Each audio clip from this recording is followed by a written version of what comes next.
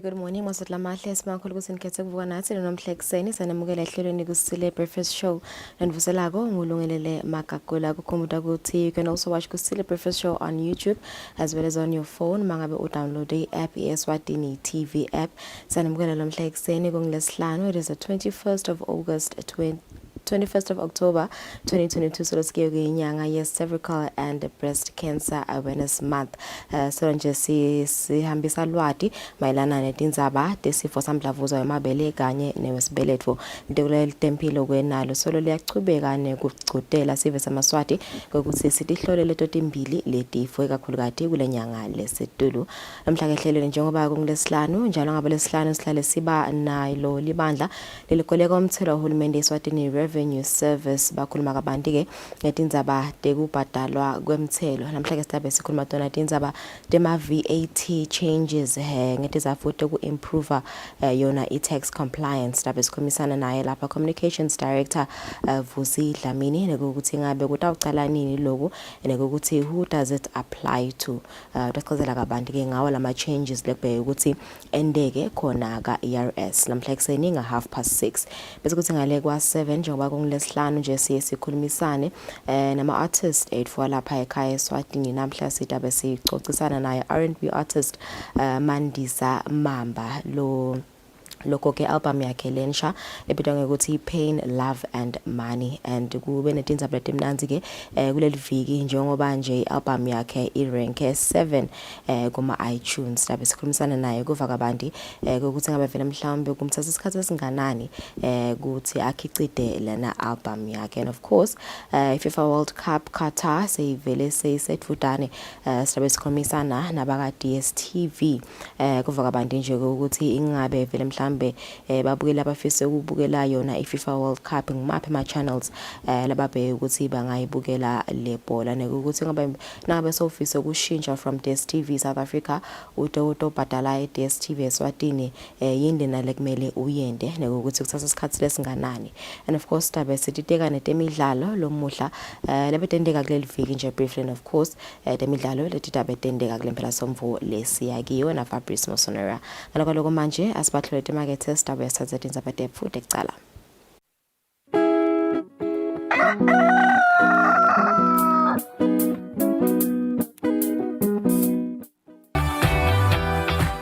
Yo, my name is Kusile Dlamini, aka Dr. Shakes, aka Handsome. Yes, the boy is handsome. Hello everyone, my name is Melusi Mzebele. What's up guys, my name is Mandisa Mamba. Linda Lamafa is my name. Imagine your favorite personality or celebrity. Now imagine if they had to do a job that you never saw them doing. Umsebenzi ngicabanga ukuthi ngaba nebulukhuni bekuwenda ngumsebenzi nangilobita lokuthi nginganyakati la ngikhona khona ngingasuki la ngikhona khona. A job I could never do is be a mechanic. A job that I could never do is Maybe being a pilot. I can't be a pilot. Yeah, no. I think Zingube Nenhlitiyo. I would like him to get a job as a boy. This is the show that takes your favorite celebrity and personality and gives them the challenge of doing a job that some people do every day. Can they do it? Will they crumble under the pressure? Find out in the brand new season of Asambege. Ichop, Asambege. I do the most. Watch local TV on the go with the Eswatini TV app for only 20 emalangeni. Come on. Do the most with Eswatini TV app. Download from Google Play Store or App Store. We're good together. Everywhere you go, MTN.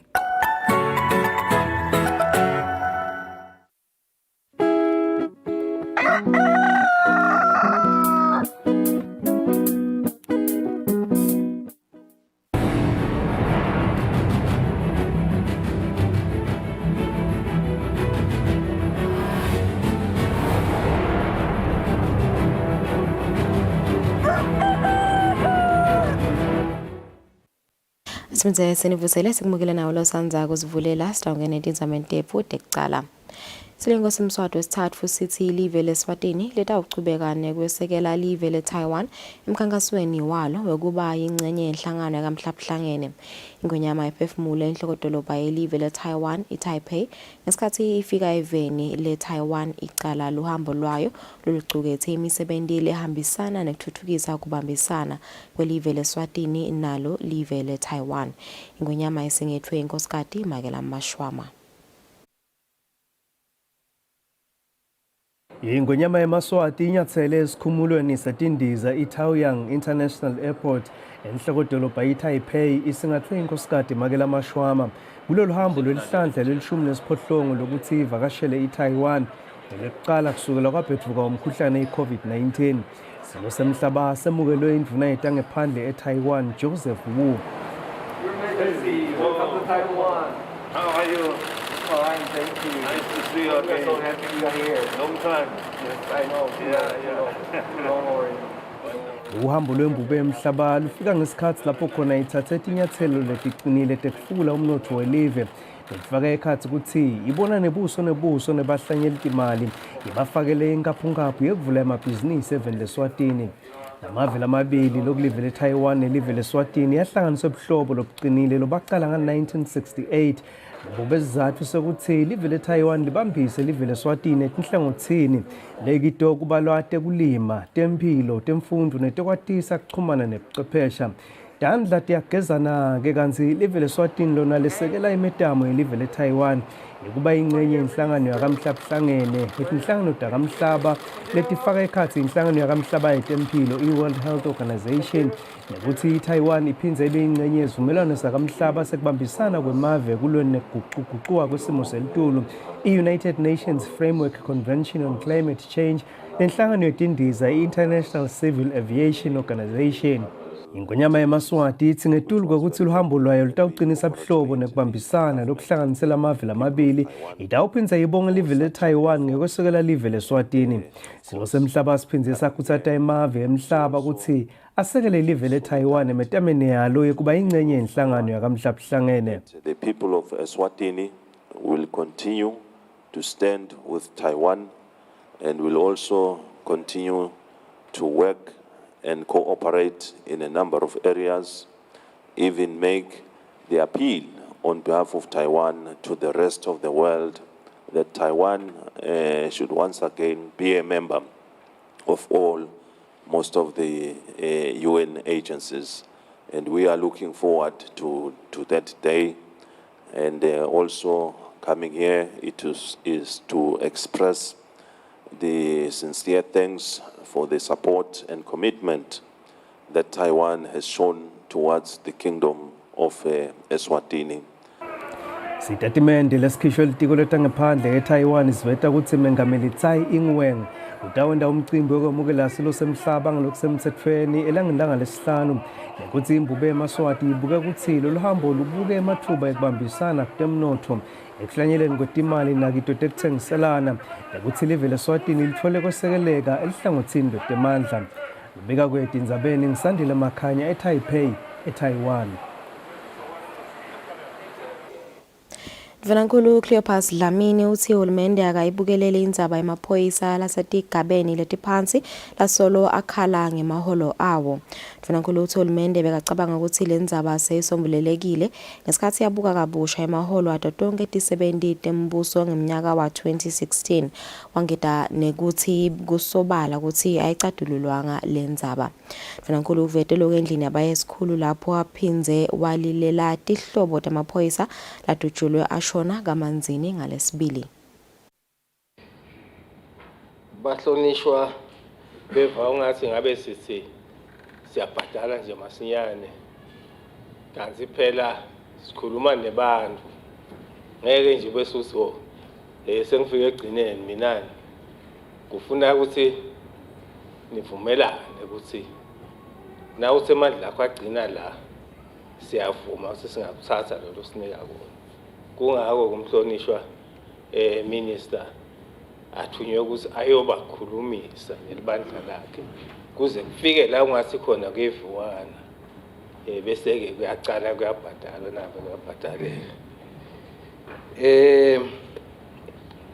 Indzaba ya 65 million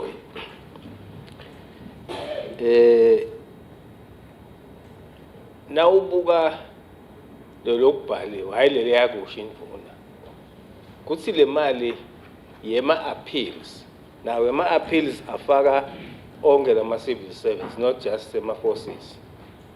Now ayisinganani ke le mali nawuyibuka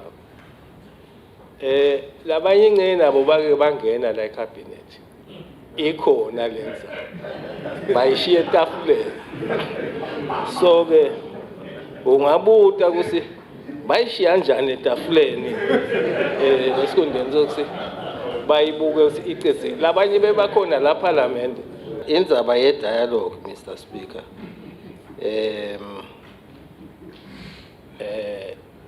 i-dialogue yebo iyafuneka but uyeva ngisho bakhuluma bahlonishwa lana ukuthi vele le dialogue ayinawuba nako lokuba free usukhulume what you think ngoba kubekwe isibhamda utawusukhuluma nanyalo bayasho nje sabathi nosibata bafike emakhaya ngoba kufuna bagadze kusibathini. Indvuna yetekulima Jabulani Mabuza ithi wonke umuntu lokutekulima kusukela kulo limako kuya etitolo letithengisako akazuze kubebede lomela lomunye ngenhla. Indvuna ithi netitolo letinkhulu atihambisa imbili kucupha kubalimi balapha eveni kunekuya ngephandle kwakuleli. Indvuna ivete lokho emhlanganweni wabalimi kanye netitolo letinkhulu lobanjelwe esibayeni Lodge Mathapha. Lo mhlangano bewukuhlanganisa abalimi netimakethe. Indvuna yetekulima Jabulani Mabuza ithi kuba nemakethe ngokona kubaluleke kakhulu emphumelelweni yemlimi kungako lo mhlangano umgcoka. Nami nje ngiyindvuna yelitiko la agriculture kuyangikhathatha honestly ngokuthi umlimi angathengelwa nga-8 emalangeni bese libonakala leli cabbage lithengiswa nga-50 emalangeni. Why? Who is getting what? And lona lothola lokukhulu, is it because yena umcoka kakhulu kunalo limile? We must answer that question. And ngicabanga ukuthi kufuna libandla likubuke ngekungesabi and face it, I will be there to support. Umphathi wenkampani yahulumende lebuketa indzaba temanti netekulima i-Eswatini Samson Sithole uvete ukuthi yini labatayitfola abalimi kulo mhlangano. Laba labasithengiselako la emarket labathengisela emaveni angephandle nabo basitakale baqiniseke kuze ukuthi bakhona ukuthi bathengise umkhicito webalimi. Sifuna ukubuka naleti ngcinamba letiphazamisako lo mkhicito we horticulture event. Sithi nje sifuna ukuthi tingcinamba letihambisana nekuphazamisa umkhicito sitibuke ngeliso lelibandi kuze ukuthi tikwati ukuthi tilungiseke. Kulo mhlangano beyikhona inkampani yahulumende lebuke imakethe yetekulima inambot litiko letemabhizinisi nekutsengiselana kanye netitolo letinkhulu. Litiko letekulima litibophelele ekutheni balimi litabasita ukuthi bakhule lapha eveni. Ndzabeni Eswatini TV kubika Themnkosi Mavimbela nginaThemba Shabangu Mathapha. Masinyane litiko letekuvakasha netindzaba temvelo litawucala ukukhulumisana nesive netinhlangothi letitsensekako kokuthi sifake imivo yaso emthethweni losakhankanywa lobukekwe ukuthi leSwatini yini lelingayenda kulwa nekugucugucuka kwesimo selitulu. Lokhu kuvetwe indvuna yelitiko Moses Vilakati ngesikhathi ichaza kabanti ngemhlangano lotawungenelwa live eveni leGibhithe enyangeni letako lapho emave emhlaba atawube abuka ukuthi yini lengentiwa kulwa nekugucugucuka kwesimo selitulu emhlabeni. Silitiko vele sicale kwenta lo mgomo lesingathi i-climate change bill usesela eqaleni ngoba nasenda le national determined contribution lesithi action plan ngoba ngalesiswati action plan usindawo ndanaku nanaku kwabonakala ukuthi kunetindvo letitsite lekufuna ukuthi bese siyalandzela ngato. Lenye yayo ngilendzaba yale bill climate change bill so sesivele ke siyayicala so kungako ke vele sitawuhamba sithinze lapha sithinze bogogo bomkhulu civil society bemedia bobani banyana kuze kuthi itoba yinto yethu mave ke lamanye sitofunza nako ukuthi wona ayibambe kanjani ukuthi ize ibe ngule kahle lena climate change bill sengilenza bayabo adaptation ngoba phela sesivele sikhona la sekufuna ke manje ukuthi sidibanzakanya kanjani siba ingcenye kanjani yaloku guquguquka kwesimo saleli dulo nekwakha nje indlela lesakha ngayo sikufuna sibuke imithetho yethu ukuthi nakusuka kwakhiwa tindlu sethifuna takhiwe ngalokunjani ngoba ukhanza usethi indlu iphephukile kodwa naso uthi uyalandzela mbamba ukuthi awu besivele singakakhi ngalendlela yakho sekufuna sibuke ukuthi nemadolobha ethu nasiwakhapha sekufuna sibuke indzaba ukuthi nakungenteka lokuthide singenta njani. Indvuna yelitiko letemfundvo Lady Howard seyisukumise ngalokusemtsetfweni umgomo wemfundvo yetemakhono weminyaka lesihlanu kusukela kulomnyaka kude kube ngumnyaka wanga 2027. Isukumisa lo mgomo yehotela lesibane sami ezulwini indvuna ithi imfundvo yetemakhono imcoka njengoba iphindza yakhe emathuba emisebenzi kungako litiko liyesekela ngalendlela. Litiko lendilo mgomo libambisene nenhlangano kamhlaba yemfundvo iscience kanye nemasiko UNESCO kanye nelitiko letisebenti nenhlalakahle yato. Umcoka kakhulu ke lo msebenzi lona njengoba sisho ukuthi uhulumende sawubonile ukuthi kufanele ukuthi sigcile ngala ngimakhono kuze abantu batokhona kutisebenta baphindze baqashela abanye lokho ke kuyawufula umnotho welive lo msebenzi lona ke umcoka kakhulu ngoba ngibona utawuniketa idirection ukuthi sisebenta sibhekapi na utawukhumbula maningi nematiko laniketa lolu sito lolu lwemakhono kodwa ke nyalo le policy seyitawenta ukuthi sisebente ngemgwaqo munye sibheke ndzawonye sibambisene emakhono ke lesikhathi lesendlulile bese athatheleka phasi kakhulu sesinake lokhu kwemisebenzi yasema office lokufundza nje sibe academic kodwa ke sesibonile lokuthi akusisebentele singemave lokufaka ekhathi nalo lona leli lethu lemaswati sesifuna ke kubuyela kuwo emakhono siyanxusa siyacocudela nje kuwo wonke umuntu ukuthi asale nenkulumo yethu nekwenta kwethu kube ngilokutawu promoter emakhono even.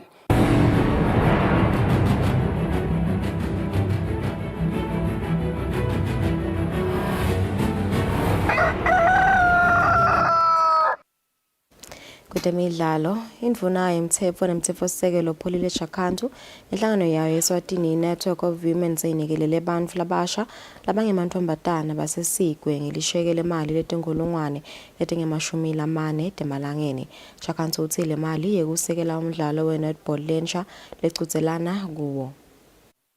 Kumcoka ukuthi nema-sports abotsatse nawo atfole kusekelwa ngendlela lelinganako kanye ke nalawo abobhuti ngiko ke ngilana ke namuhla ukuthi sitosekela wona lamantfombatana ladlala i-netball lapha kaNdona ithini ukuthi nabo bathi badlala ngoba i-effort iyafanana ukuthi isoccer i-netball nakudlala abantfombatana kudlala abafana kumele ukuthi bonke bathole i-support lelinganako kuthatha nalamanye ama-sponsors ukuthi afake aphonse litshe nawo esivivaneni. Lilunga lephalamende lenkhundla yasesigwe David Ngamphalala libonge kusekelwa ngemali endvuneni yetemtsetfo nemtsetfosisekelo Pholile Shakhantu yaphindze yagcizelela ukuthi kungenela kwebantfwana emidlalo kubasita kanjani. Umntwana wamsondeza emidlalweni iba khona le discipline into yokucala leyo.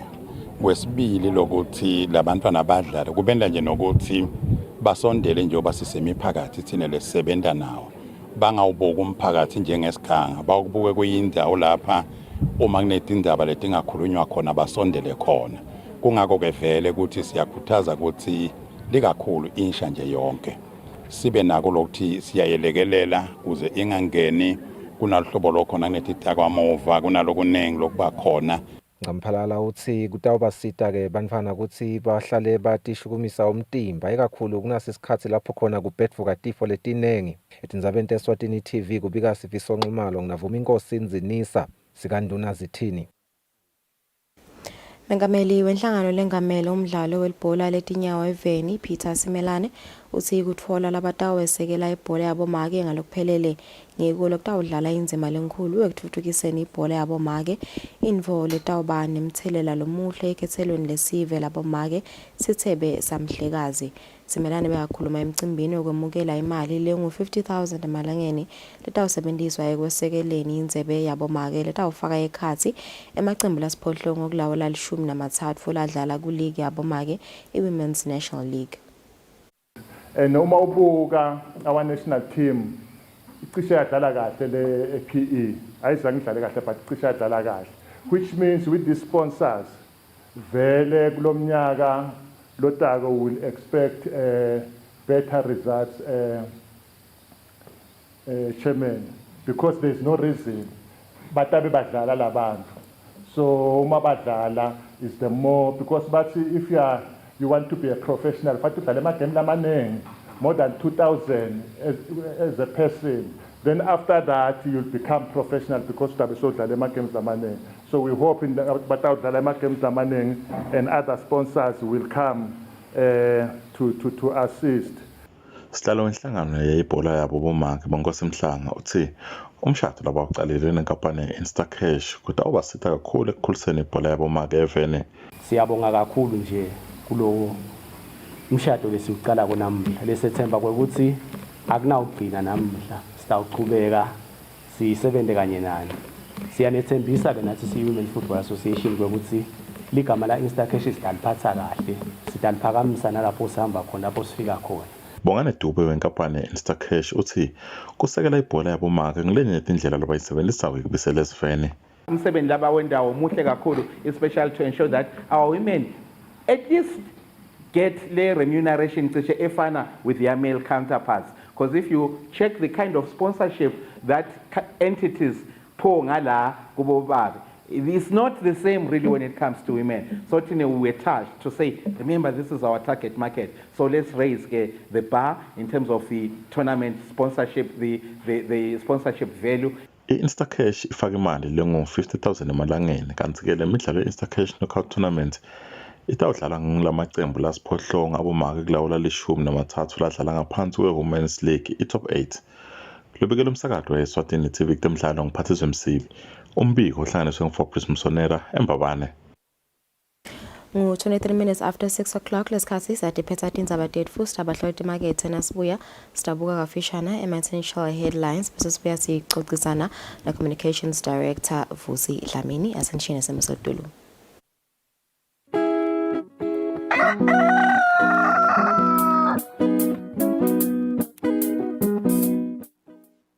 Hi everybody, it's your girl Nojali. Catch me every week on Studio One, giving you the latest trends in fashion, entertainment, and everything that's hip and happening.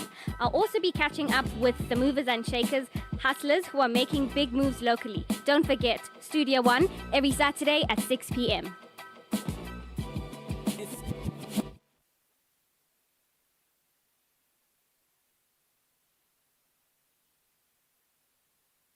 I do the most. Watch local TV on the go with the Eswatini TV app for only 20 emalangeni. Come on. Do the most with Eswatini TV app. Download from Google Play Store or App Store. We're good together. Everywhere you go, MTN.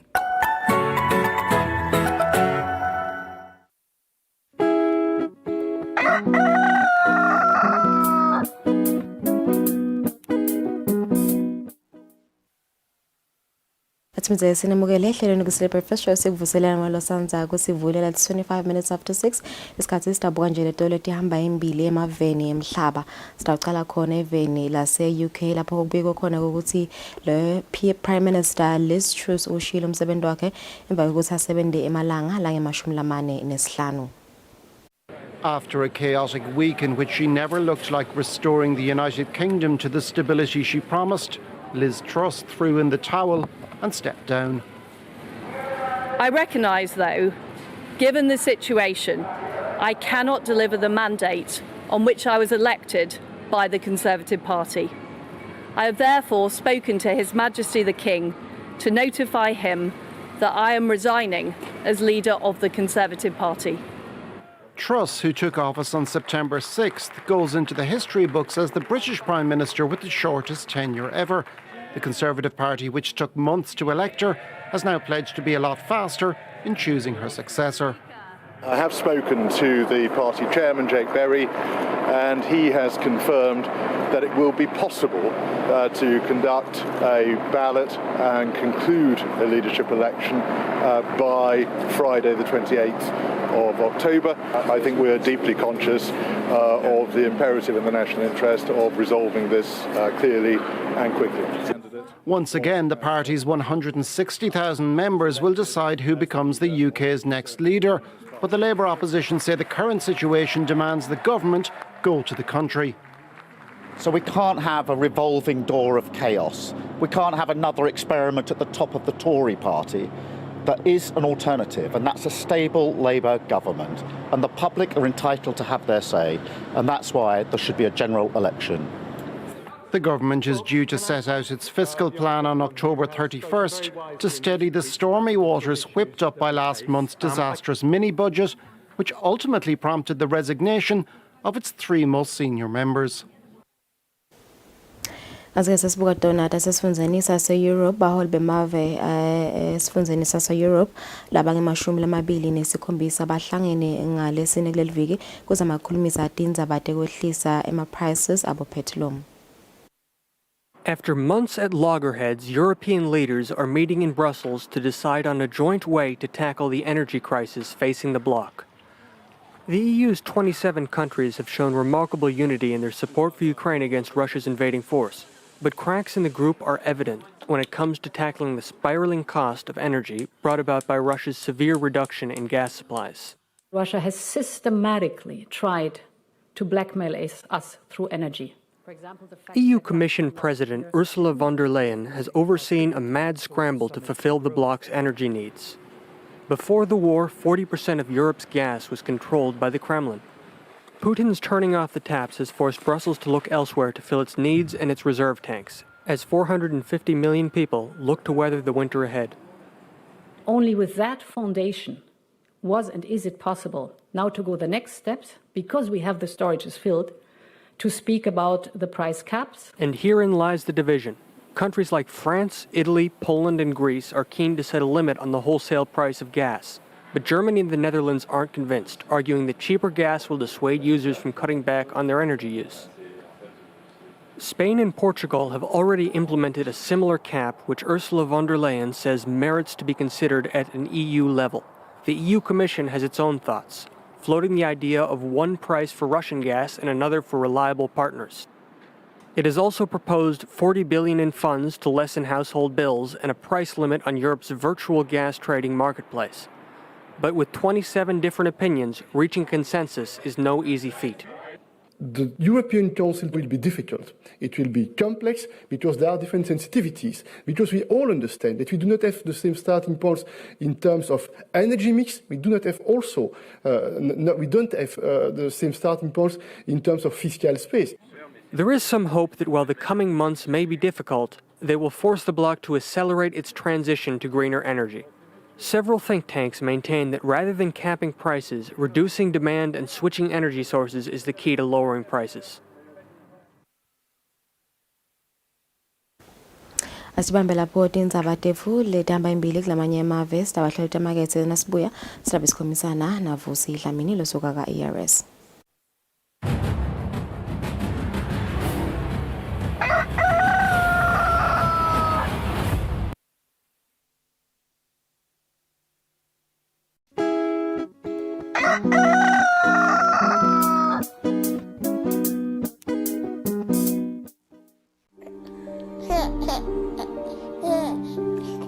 One, two, three, shy bola. Bola, bola, bola. Baze baphela buhlungu bami bengingatholi banibani. Manje senginami lengixoxa naye, ngisidlala naye. Manje ngiyayibonga nalihlelo lwa foster care program. Lolwangilethela wena mfana wami. Namhla senginalo nami luthundulo lwami lwakusasa. Sengiyadi ukuthi sekukhona umuntu engihlala naye lesixoxa naye. Banva bethu foster care help raise the future. Bethembethile.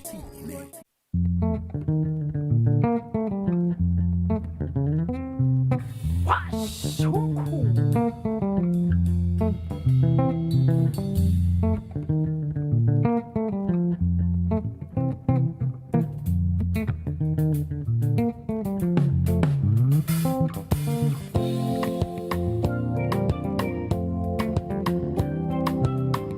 they yours? Ungabukela ke washa umkhukhu every Sunday at 3 p.m.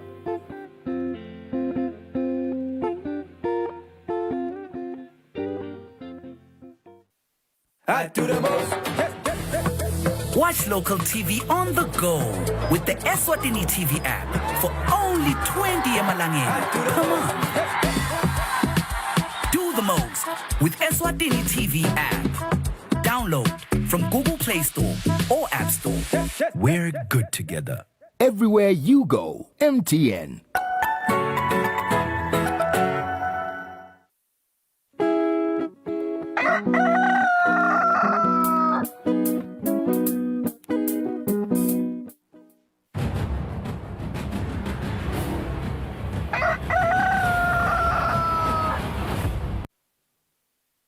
Asimze sinimukele lo mhlahlelo nekusile breakfast shows makho ukuthi nikhethe thine lamhla ekseni njengoba kungilesihlanu niyathi kuze ngaba lesihlanu sihlala sikhulumisana nalo libandla leligoleka umthelo wahulumende Eswatini Revenue Service solo sikhuluma dona nje tindzaba dokubhadalwa umthelo lo mhla ke sidabe sikhuluma nge-VAT changes leku improve compliance naye communications director Vusi Dlamini Nkosi welcome back siyabonga ukuthi ube nathi lo mhla ekseni so leso sikhathi solo sikhuluma nje dona tindzaba compliance but ke namuhla sikhuluma nge-VAT njengoba sho ukuthi kudabe kunema changes lenifuna kuwenda to try and improve compliance kuma nje kusiniketa nje just a brief background on kubhadalwa kwe-VAT and ukuthi lama changes vele yini kahle kahle sibonga kakhulu nakubo babukele as a way of background, as you say, singabuyela emuva nje kuthenini kephana sikhuluma nge-VAT sikhuluma ngani nekuthi isebenza kanjani. Starting point is that businesses are expected to register for VAT laba qualifier, which is 500,000 and above in terms of what we call annual taxable income.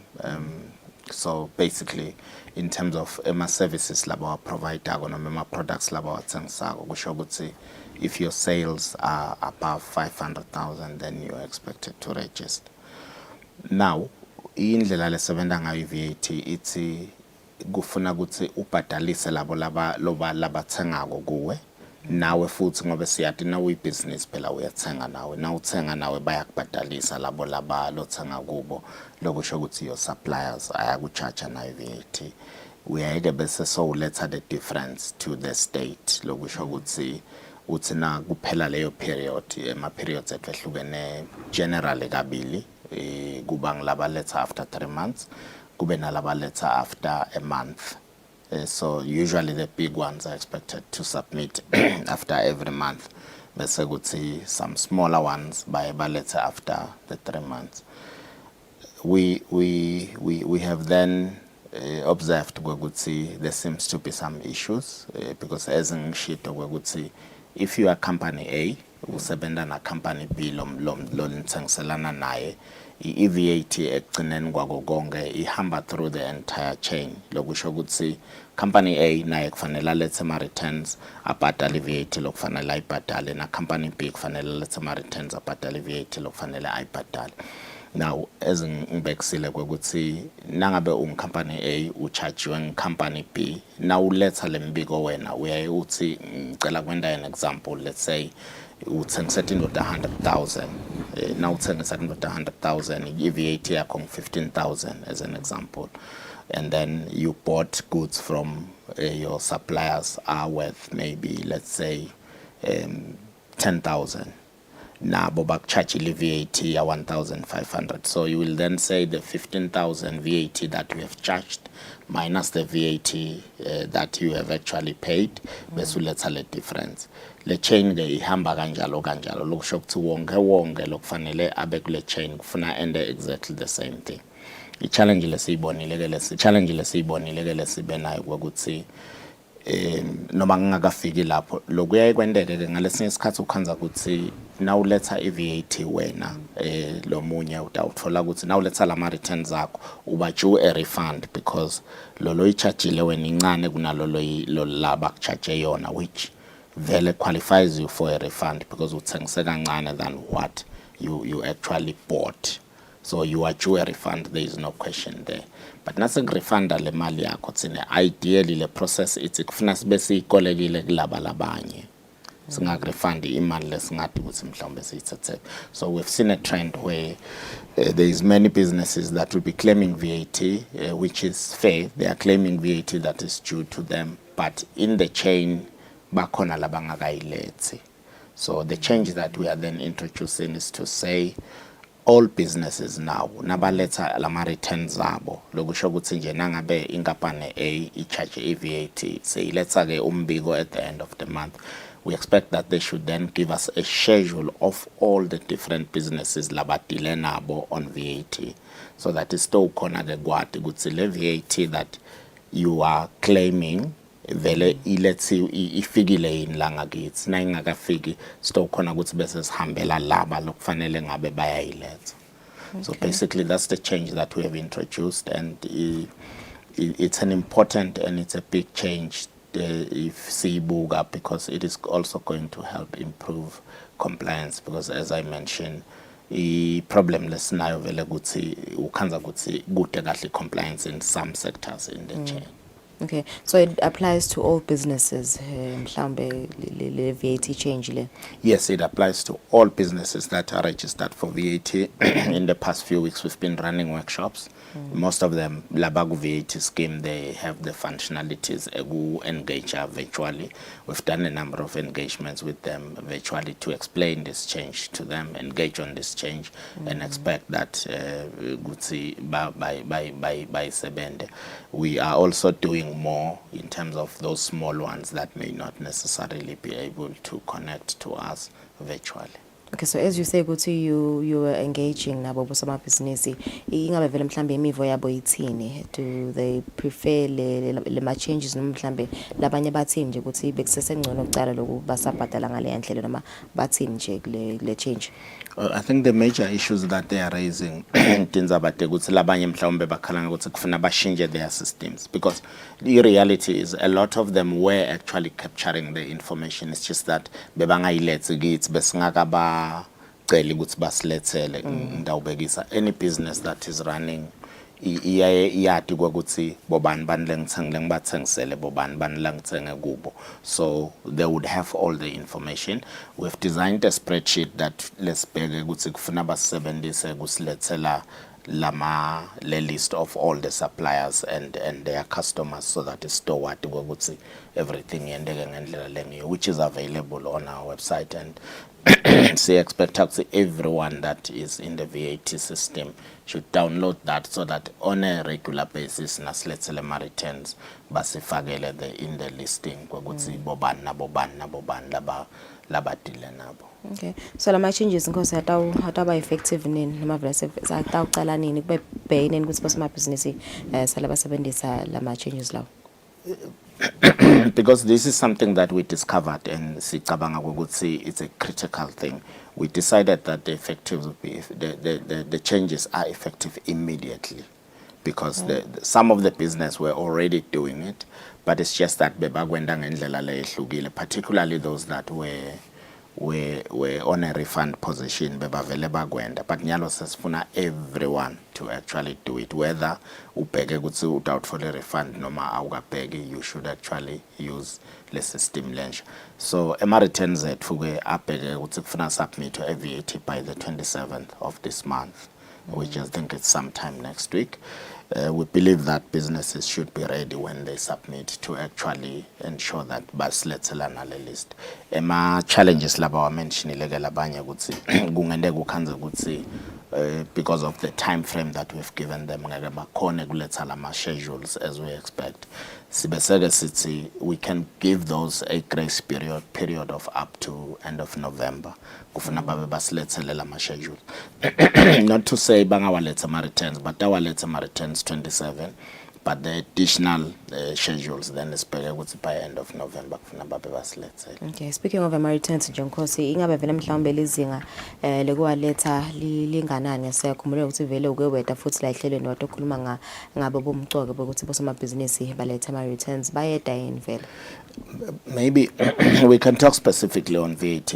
We are saying it's quite low for some sectors or for certain levels of businesses, especially laba ngane.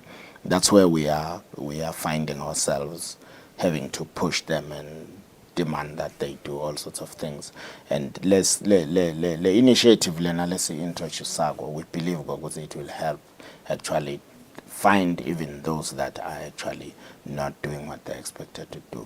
Because the way it will work, it's the system yet for now. Let's say when as company A, the big companies, and then tell us we're going to udile naban. Then it's easy for us to then go after those that have not submitted. That's how simple this system is going to make things to be. Okay, ngiyavakala Nkosi. So labafisa kuvaka abantu mhlambe ngabe bangachumana nani kanjani nje?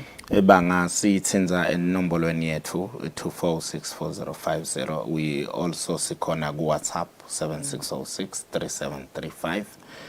Bangasithumelela ne-email info@ers.org.za.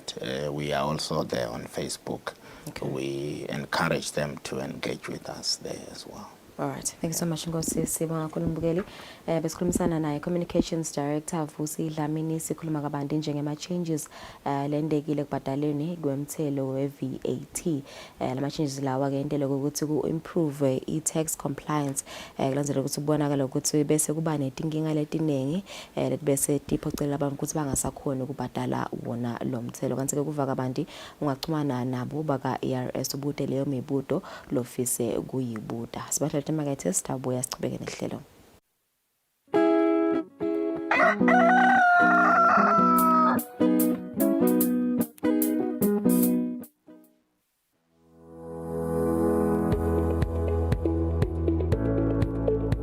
Why should we pay our TV license?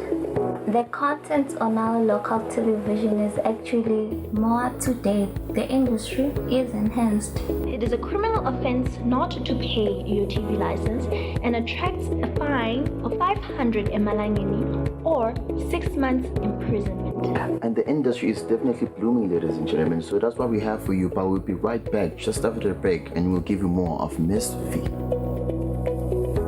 Pay my TV license. That's why I can enjoy the benefits of an enhanced industry and keep track with recent transformation. Mommy, who paid for a TV license and what are they paying for? The owners of TV set and a gadget with a tuner like DVD set have to pay. Pay your TV license at NetBank with the details provided on screen. Or use your cell phone via the mobile money pay. You could also visit your nearest post office and pay there. Pay your TV license via Eswatini Mobile Imali. Any TV device retailer can purchase a license to trade. Pay your TV license and enhance the industry. I do the most. Watch local TV on the go with the Eswatini TV app for only 20 emalangeni. Come on. Do the most with Eswatini TV app. Download from Google Play Store or App Store. We're good together. Everywhere you go, MTN.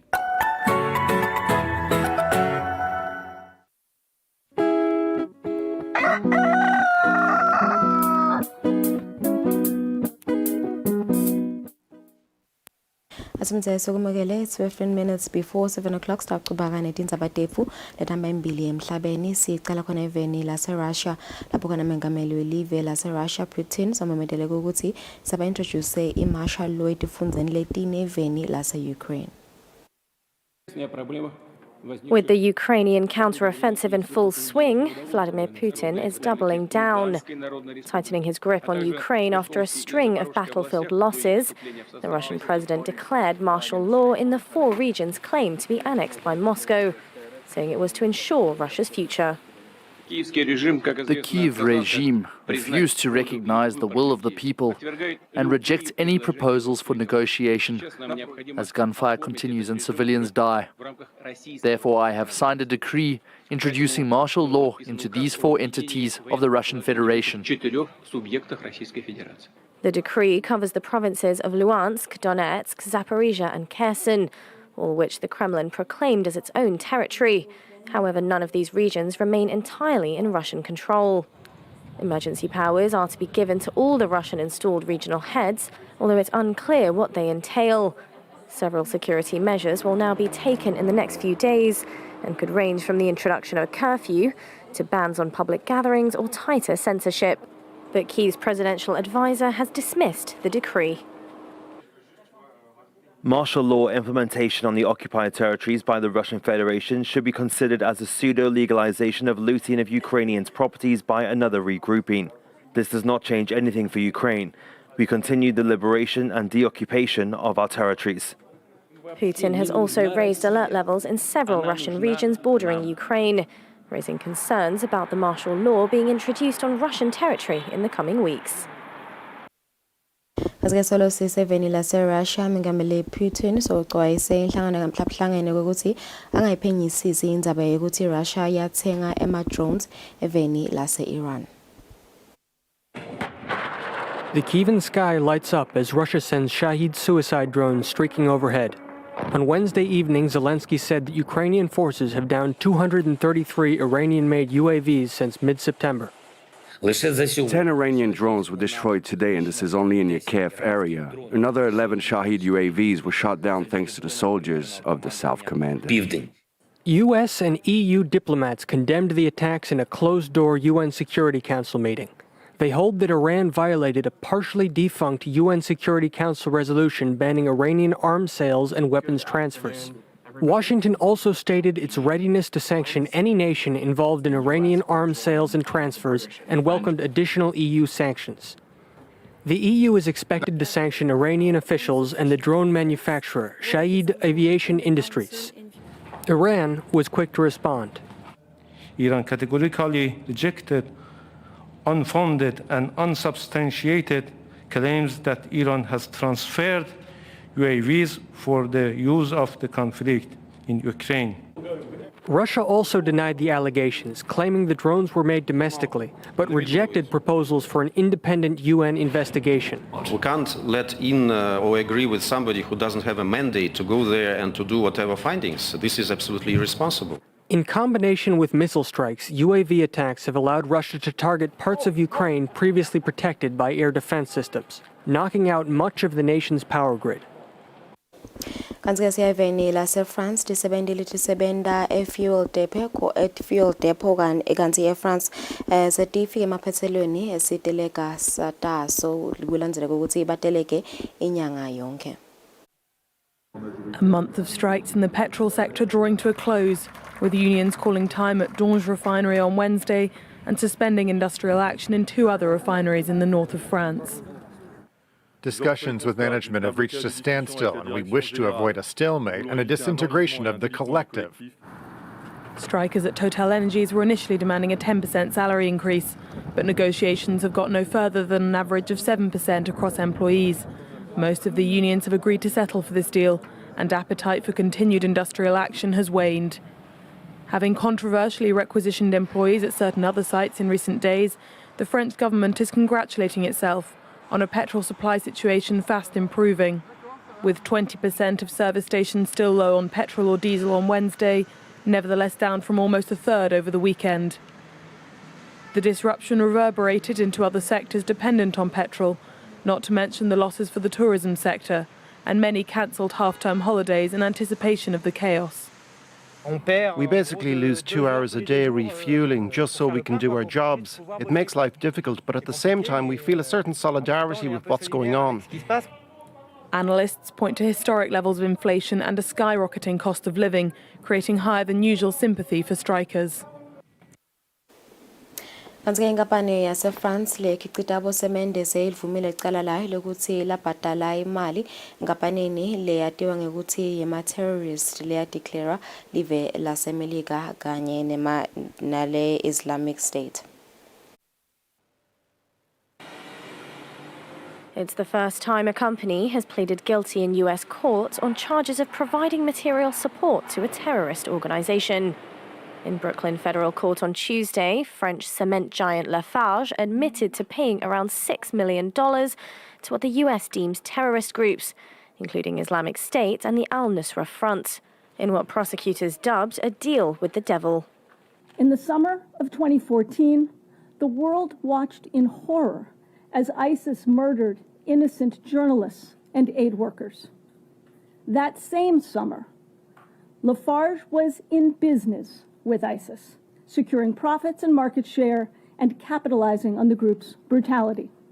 The payments were made between 2013 and 2014 to keep its cement plant in Syria operable after the war broke out in 2011, even as the group was kidnapping and killing Westerners at the time.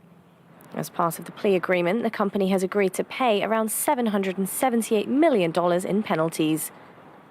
We deeply regret that this conduct occurred and have worked with the US Department of Justice to resolve this matter. The wrongdoing occurred before Lafarge's merging with Switzerland-based Holcim, and the Swiss conglomerate urges that any personnel involved no longer work at the company. It's not yet over for the cement maker, who in Paris are also facing charges of complicity in crimes against humanity, a case it's still fighting. 7 minutes before 7 o'clock, satiphetha lapho tindzaba letamba imbili emhlabeni esibahlole temakethe sitabo yasto thatha traffic update.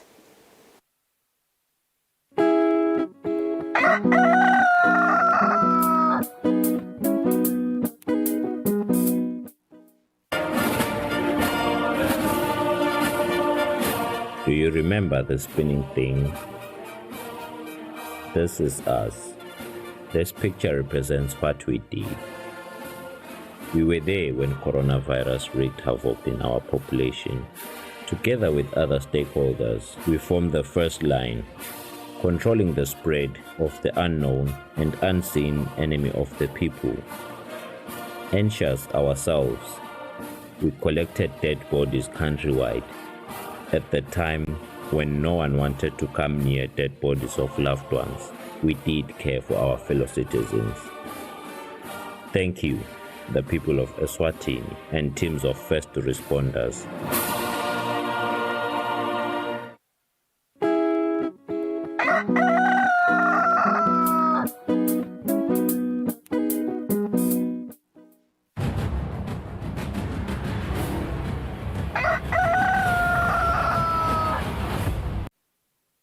Asibenze sinimukele sitabuka simo semgwaqo lomhla ekseni na Sergeant Kule asevusele Kule engabe kuhambeka kanjani emgwaqweni live lomhla ekseni.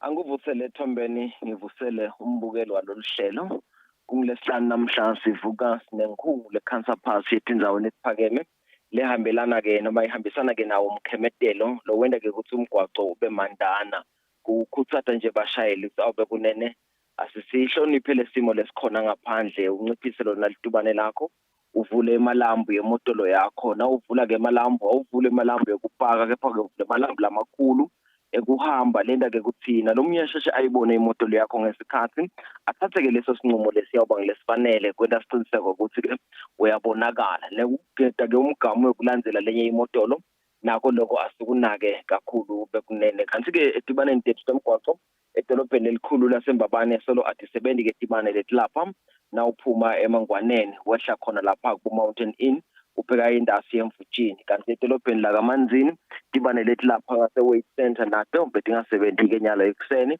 unaka nje kakhulu sisaya kuwe mahlanganandlela nokukhumbutana ukuthi awube kunene asinikedane wona phela emathuba la yabangilawo lapha ephile nakulunye lihlangothi ke asijinge sivetele ukuthi ke solo kuyalungiswa imigwaqo etindzaweni etahlukahlukene la sibona khona ke babekile leto timpawu leti sicaphelisako ngesikhathi umshayeli ke uyawusebenzisa imehlo akhe uqenta yona indlela nekubukisisa ukuthi nembala la nyawo uhamba khona uphephile yini athathe ke naleto tinqumo leti yawuba ngilethe letifanele siyagcizelela nje kakhulu ukuthi lapho kusetshenzwa khona emgwaqweni asilinciphise litubane senesiqiniseko sokuthi siyawuhamba ngendlela leyo bangileyo lephephile. Nekunaka ke ukuthi lezo tigojana etindzaweni letiningi solo tikhona ema-potholes phela asenike isiqiniseko sokuthi ke siyawanaka seniketana wona emathuba nalapho kungasahambeki khona. Nekunaka imfuyo lebonakalako njengoba likhemakhema nje ke kuyawuthi kumele icojana temandi bese ke tinkomo tiyawuhamba tiyawufuna kunatha khona asikuqapheleke nako lokho kakhulu. Kanti ke sicala yona impela sonto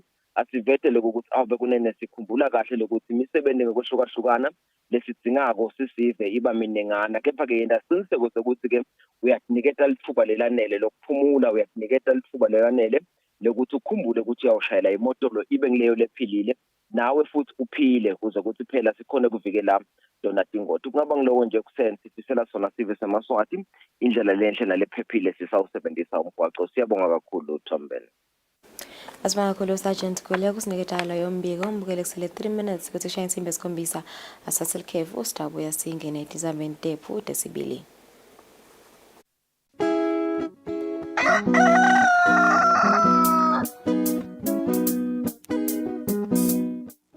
Sanibonani bantu labasha. Namhla sibone kuhle ukuthi sikhulumisane ngetindzaba tempilo nethi singasitana kanjani ukuthi sihlale singilabaphilile. Ingabe khona yini lowati nge-Dreams Services? Yebo sisi, mina ngifile ngalo lolu hlelo lwe-Faith and Community Initiatives. Yelitiko letempilo kanye nenhlangano yaka-PACT. Ngicela usho lokwatiko sisi khona sonke sitositakala. Luhlelo lwe-Dreams lunetinhlangothi letiningi letifaka ekhatsi kuhlola simo sengati, kunakekela ema-OVC, kusita ngemabhizinisi, nekugwema bucala bekuhlukubetana ngewebulili. Lokuhle kakhulu nyalo ukuthi sesingaluthola lwati loluningi ngoba selukhona lana emasompheni ethu. Uqinisile sisi, mshayele ntandla. Onke emasonto sakatoba nayo indlela yokuxhumana na Dream Services. Kuthi abantu lobasha batokhona ukuthola lisito lekutimela, bangatikhanzi ebungotini bethi bathole ukugula noma bahlukumedeke. Lo mlayeto wemasomvo ni ulethela litiko letempilo netinhlangano letina Dream Services. Baba nanyamani. Sake ngikhumbulile. Hamba nje kuseni sengibuya ngikhumbulile. Basisita ke mfana.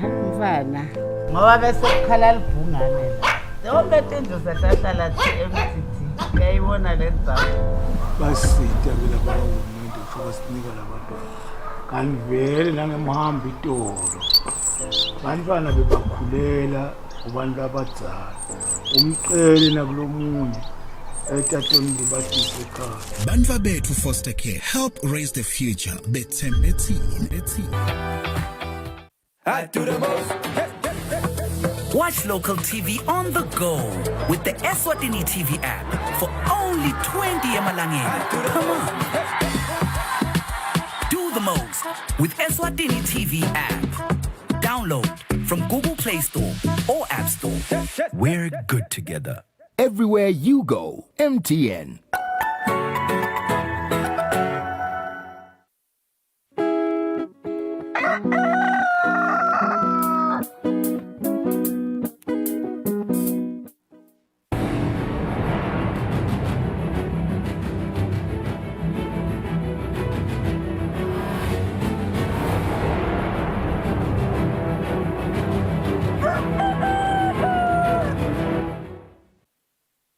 Sipenze sinimukele sidabuka tenzaba tefu desibili. Ingonyama ephefumulele enhlokodolobha elive leTaiwan eTaipei ngesikhathi ifika eveni leTaiwan icala lohambo lwayo lolucukethe imisebenzi lehambisana nethuthukisa ukubambisana kwelive leSwatini nalo live leTaiwan. Ingonyama isingethwe inkosikazi Makela Mashwama. Ingonyama emaswati inyathele esikhumulweni setindiza iTaoyuan International Airport enhlokodolobha iTaipei isingathwe inkosikazi Makela Mashwama. Kulolu hambo lwelihlandla leli-18 lokuthi ivakashele iTaiwan ngekuqala kusukela kwabheduka umkhuhlane i-COVID-19. Silo semhlaba semukelwe indvuna yetangephandle eTaiwan Joseph Wu. Welcome to Taiwan. How are you? Fine, thank you. Nice to see you again. So happy you are here. Long time. Yes, I know. Yeah. Don't worry.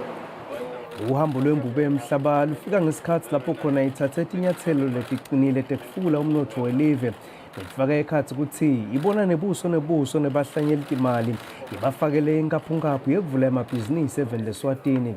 Namave lamabili lokulive leTaiwan nelive leSwatini yahlanganiswa ebuhlobo lobuqinile lobaqala nga-1968 ngobesizathu sokuthi live leTaiwan libambise live leSwatini etinhlangothini lekito kubalwa tekulima, tempilo, temfundo netekwatisa kuchumana nebuchwephesha.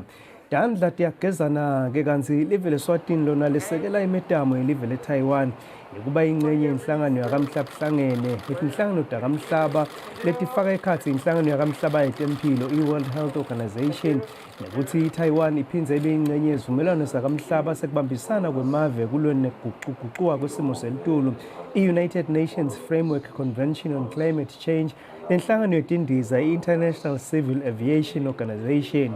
Ingonyama yeMaswati ithi ngetulu kokuthi luhambo lwayo lutawuqinisa buhlobo nekubambisana lokuhlanganisela amave lamabili itawuphindze ibonge live leTaiwan ngekwesekela live leSwatini. Silo semhlaba siphindze sakhuthata emave emhlaba ukuthi asekele live leTaiwan emetameni yalo yekuba ingxenye yenhlangano yakamhlabuhlangene. The people of Eswatini will continue to stand with Taiwan and will also continue to work and cooperate in a number of areas, even make the appeal on behalf of Taiwan to the rest of the world that Taiwan should once again be a member of most of the UN agencies. And we are looking forward to that day. And also coming here is to express the sincere thanks for the support and commitment that Taiwan has shown towards the Kingdom of Eswatini.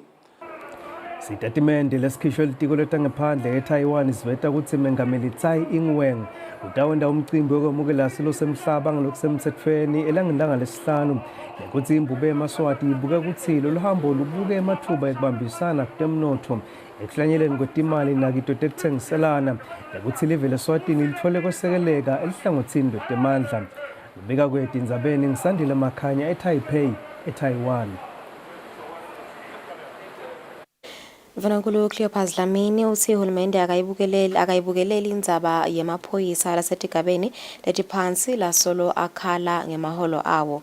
Uthi uhulumende bekacabanga ukuthi le ndzaba seyisombulelekile kanti ngesikhathi yabuka kabusha emaholo atotonke tisebenti tembuso ngeminyaka wa 2016 wangeta nekuthi kusobala ukuthi ayicatululanga le ndzaba.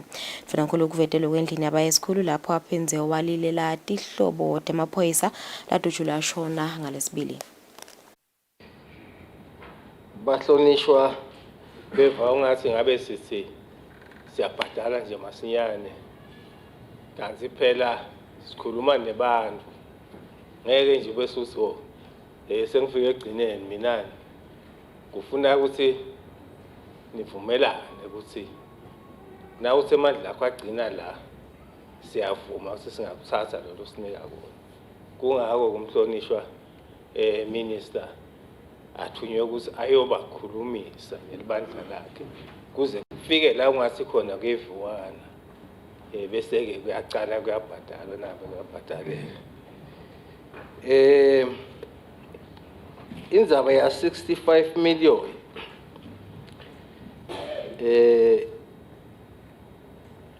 na ubuka lokubhaliwe hayilele yakusho imvuna kuthi le mali yema appeals nawe ema appeals afaka onke lama civil service not just ema forces. Now ayisinganani ke le mali nawe ibuka labanye ingene nabo bake bangena la ecabinet ikhona lenza bayishiye etafuleni so ke ungabuta ukuthi bayishiya kanjani etafuleni lesikondeni sokuthi bayibuke ukuthi iceze labanye bebakhona la parliament indzaba ye dialogue Mr Speaker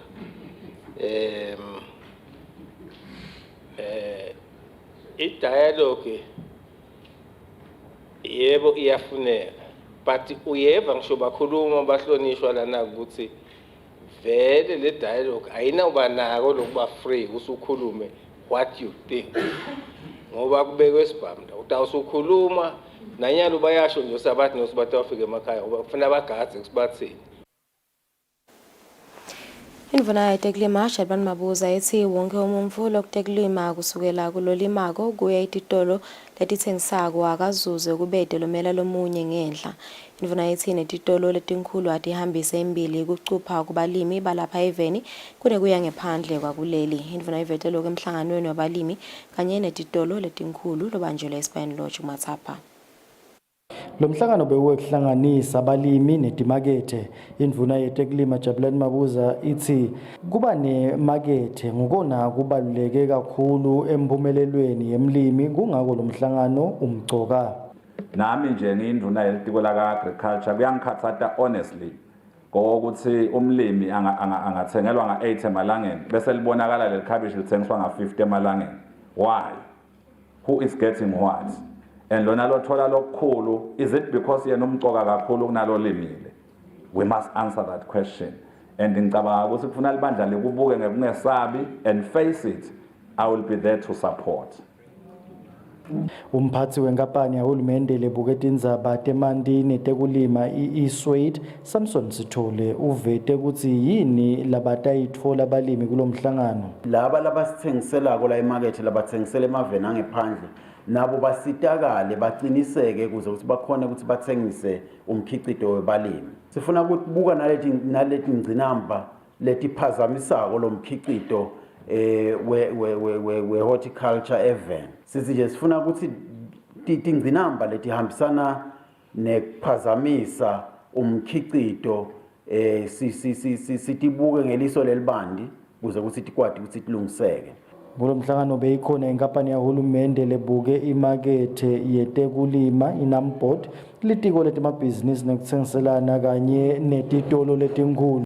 Litiko letekulima litibophelele ekutheni balimi litabasita ukuthi bakhule lapha eveni. Zabente Eswatini TV kubika Themnkosi Mavimbela nginaThemba Shabangu Mathapha. Masinyane litiko letekuvakasha netindzaba temvelo litawucala ukukhulumisana nesive netinhlangothi letitsindzekako kwekuthi sifake imivo yaso emtsetfweni ilosakhankanywa lobuke kwekuthi leSwatini yini lelingayenda kulwane kugucugucuka kwesimo selitulu. Lokhu kuvetwe indvuna yelitiko Moses Vilakade ngesikhathi ichaza kabanti emhlangano lotawungenelwa live eveni leGibhithe enyangeni letako lapho emave emhlaba atawube abuka kwekuthi yini lengendiwa kulwane kugucugucuka kwesimo selitulu emhlabeni. Silitiko vele sicale kwenta lo mgomo lesingathi i-climate change bill usesela eqaleni ngoba nasenda le national determined contribution lesithi action plan ngoba ngalesiswati action plan usindawo ndanaku nanaku kwabonakala ukuthi kunetinto letitsite lekufuna ukuthi bese siyalandzela ngato. Lenye yayo ngilendzaba yale bill climate change bill. So sesivele ke siyayicala so kungako ke vele sitawuhamba sitsinze lapha sitsinze bogogo bomkhulu civil society bemedia bobani banyana kuze kuthi itoba yinto yethu nemave ke lamanye sitowufunza nako ukuthi wona ayibambe kanjani ukuthi ize ibe ngule kahle lena climate change bill. Sengilendzaba yabo adaptation ngoba phela sesivele sikhona la sekufuna ke manje ukuthi sitibandzakanya kanjani siba ingcenye kanjani yaloku kuguquguquka kwesimo saleli dulu nekwakha nje indlela lesakha ngayo. Sikufuna sibuke imithetho yethu ukuthi nakusuka kwakhiwa tindlu sefuna takhiwe ngalokunjani ngoba ukhanza usetindlu tiphephukile kodwa naso usuyalandzela mbamba ukuthi awu besivele singakakhi ngalendlela yakho. Sekufuna sibuke ukuthi nemadolobha ethu nasiwakha sekufuna sibuke tindzaba ukuthi nakungenteka lokutside singenta njani. Indvuna yelitiko letemfundvo Lady Howard seyisukumisa ngalokusemtsetfweni umgomo wemfundvo yetemakhono weminyaka lesihlanu kusukela kulomnyaka kude kube ngumnyaka wanga-2027. Isukumisa lo mgomo yehhotela lesibane same ezulwini. Indvuna yethi imfundvo yetemakhono imcoka njengoba iphindze yakhe ematfuba emisebenti kungako litiko liyesekela ngalendlela. Litiko lendelo mgomo libambisene nenhlangano yakamhlaba yemfundvo iscience kanye nemasiko UNESCO kanye nelitiko letisebenti nenhlalakahle yato. umcoka kakhulu ke lo msebenzi lona njengoba sisho ukuthi uhulumende sawubonile ukuthi kufanele ukuthi sigcile ngala ngimakhono kuze abantu batokhona ukudisebenza baphindze baqashela abanye lokho ke kuyawufula umnotho welive lo msebenzi lona ke umcoka kakhulu ngoba ngibona utawuniketa idirection ukuthi sisebenza sibhekapi na utawukhumbula maningi nematiko laniketa lolu sito lolu lwemakhono kodwa ke nyalo le policy seyitawenta ukuthi sisebende ngemgwaqo munye sibheke ndzawonye sibambisene emakhono ke kulesikhathi lesendlulile bese athatheleka phasi kakhulu sesinake lokhu kwemisebenzi yasema-ofisi lokufundza nje sibe academic kodwa ke sesibonile lokuthi akusisebenteli singemave lokufaka ekhathi nalo lona leli lethu lemaswati sesifuna ke kubuyela kuwo emakhono siyanxusa siyacucudela nje kuwo wonke umuntu ukuthi asale nenkulumo yethu nekwenta kwethu kube ngilokutawupromota emakhono even.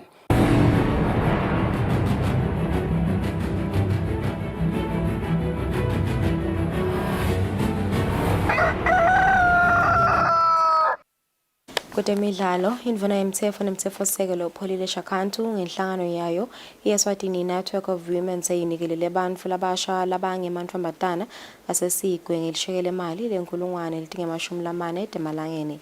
Shakhantu utsi le mali yekusekela umdlalo we-netball lensha legcuzelana kuwo. Kumcoka ukuthi nema-sports abotsatse nawo atfole kusekelwa ngendlela lelinganako kanye-ke nalawo abobhuti. Ngiko-ke ngilana-ke namuhla ukuthi sitowusekela wona lamantfombatana ladlala i-netball lapha ka-19 ukuthi nabo bathi badlala ngoba i-effort iyafanana ukuthi isoccer i-netball nakudlala abantfombatana kudlala abafana kumele ukuthi bonke bathole i-support lelinganako khutsata nalamanye ama-sponsors ukuthi afake aphonse litshe nawo esivivaneni. Lilunga lephalamende lenkhundla yasesigwe David Ngamphalala libonge kusekelwa ngemali endvuneni yetemtsetfo nemtsetfosisekelo upholile Shakhantu yaphindze yagcizelela ukuthi kungenela kwebantfwana emidlalo kubasita kanjani. Umntwana wamsondeza emidlalweni iba khona le discipline into yokucala leyo. Wesibili lokuthi labantwana badlala kubenda nje nokuthi basondele njengoba sisemiphakathi thina lesisebenta nawo bangawubuka umphakathi njengesikhanga bawubuke kuyindawo lapha uma kunetindaba letingakhulunywa khona basondele khona kungako ke vele ukuthi siyakhuthaza ukuthi likakhulu insha nje yonke sibe nako lokuthi siyayelekelela kuze ingangeni kunaluhlobo lokhona kunetitakwamuva kunalokuningi lokuba khona.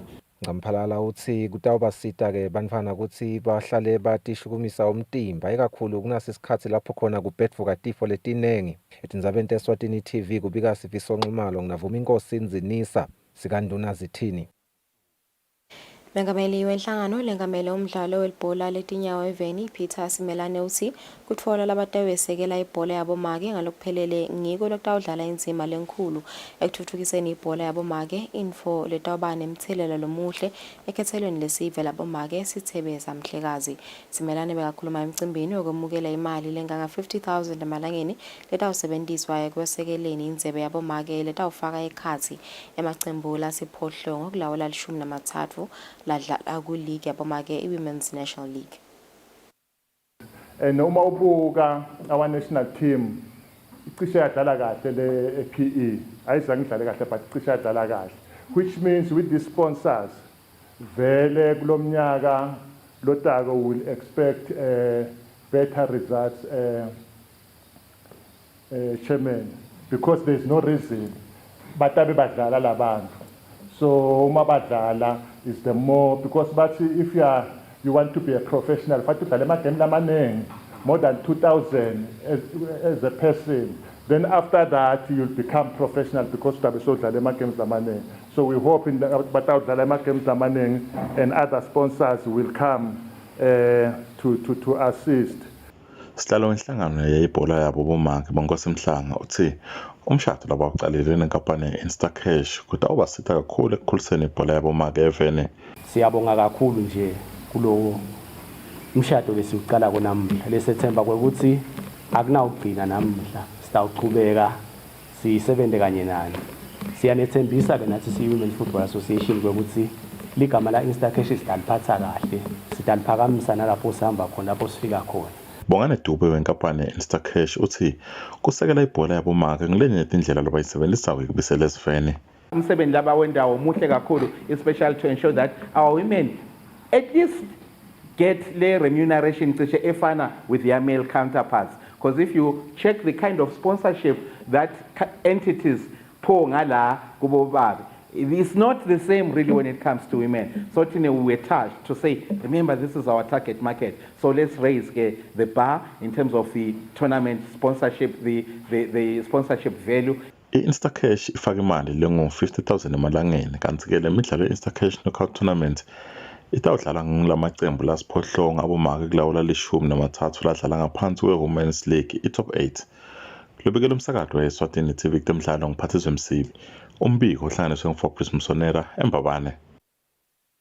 Ngalento temidlalo siyadebhetha indzaba futhi esibili sidaba hlelo emakethe nasibuya sidabe sikhuluma nabaka DStv sikhuluma kabanti ngeFIFA World Cup asinjini simo sodulo.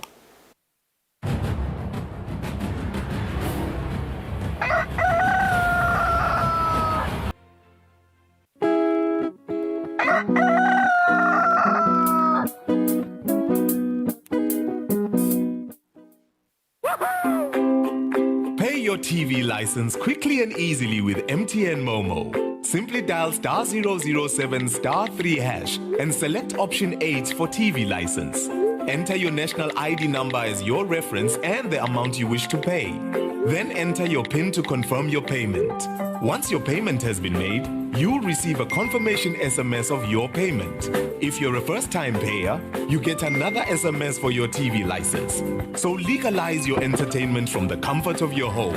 Pay your TV license the easy and convenient way with MTN Momo. Everywhere you go, MTN. Ayo, Eswatini, it is your boy P Easy, aka Sayabonga by the government though, but you already know that. Catch me every Saturday with the team doing our thing.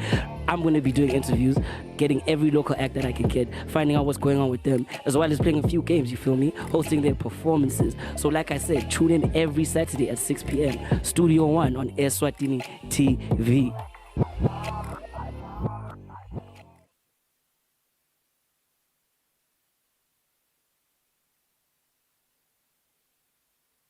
I do the most. Watch local TV on the go with the Eswatini TV app for only 20 emalangeni. Come on. Do the most with Eswatini TV app. Download from Google Play Store or App Store. We're good together. Everywhere you go, MTN.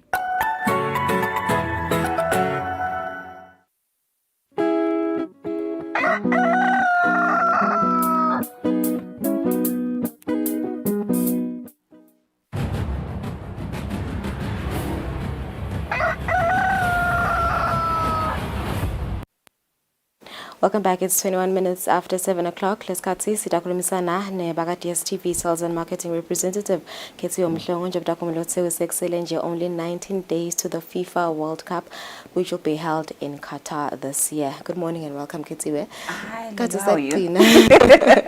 And good morning to all the viewers. Makaya, yeah. Just a small little correction. We are 29 days away. Oh, 29 days, yes, not 19. But it's no matter 29 days. Kusho kona ukuthi lamalanga le gap siyavaleka. Ngabe wena na umlalele ekhaya wenda njani. But mina ke ngimathi Josi ndokuxoxela ukuthi ungasabi sihamba nawe first class tickets all the way to Qatar. So ngiloxoxela ama customer nje ukuthi batofika kanjani eQatar. Noma eQatar siletha njani kuwe. Follow over ngathi hayi mina ngifuna itela kimi. So ngiloxoxa lokho. I-World Cup iyaqala lolu sathi ukuthi Australia ukuthi World Cup iba ngaJune emihleni.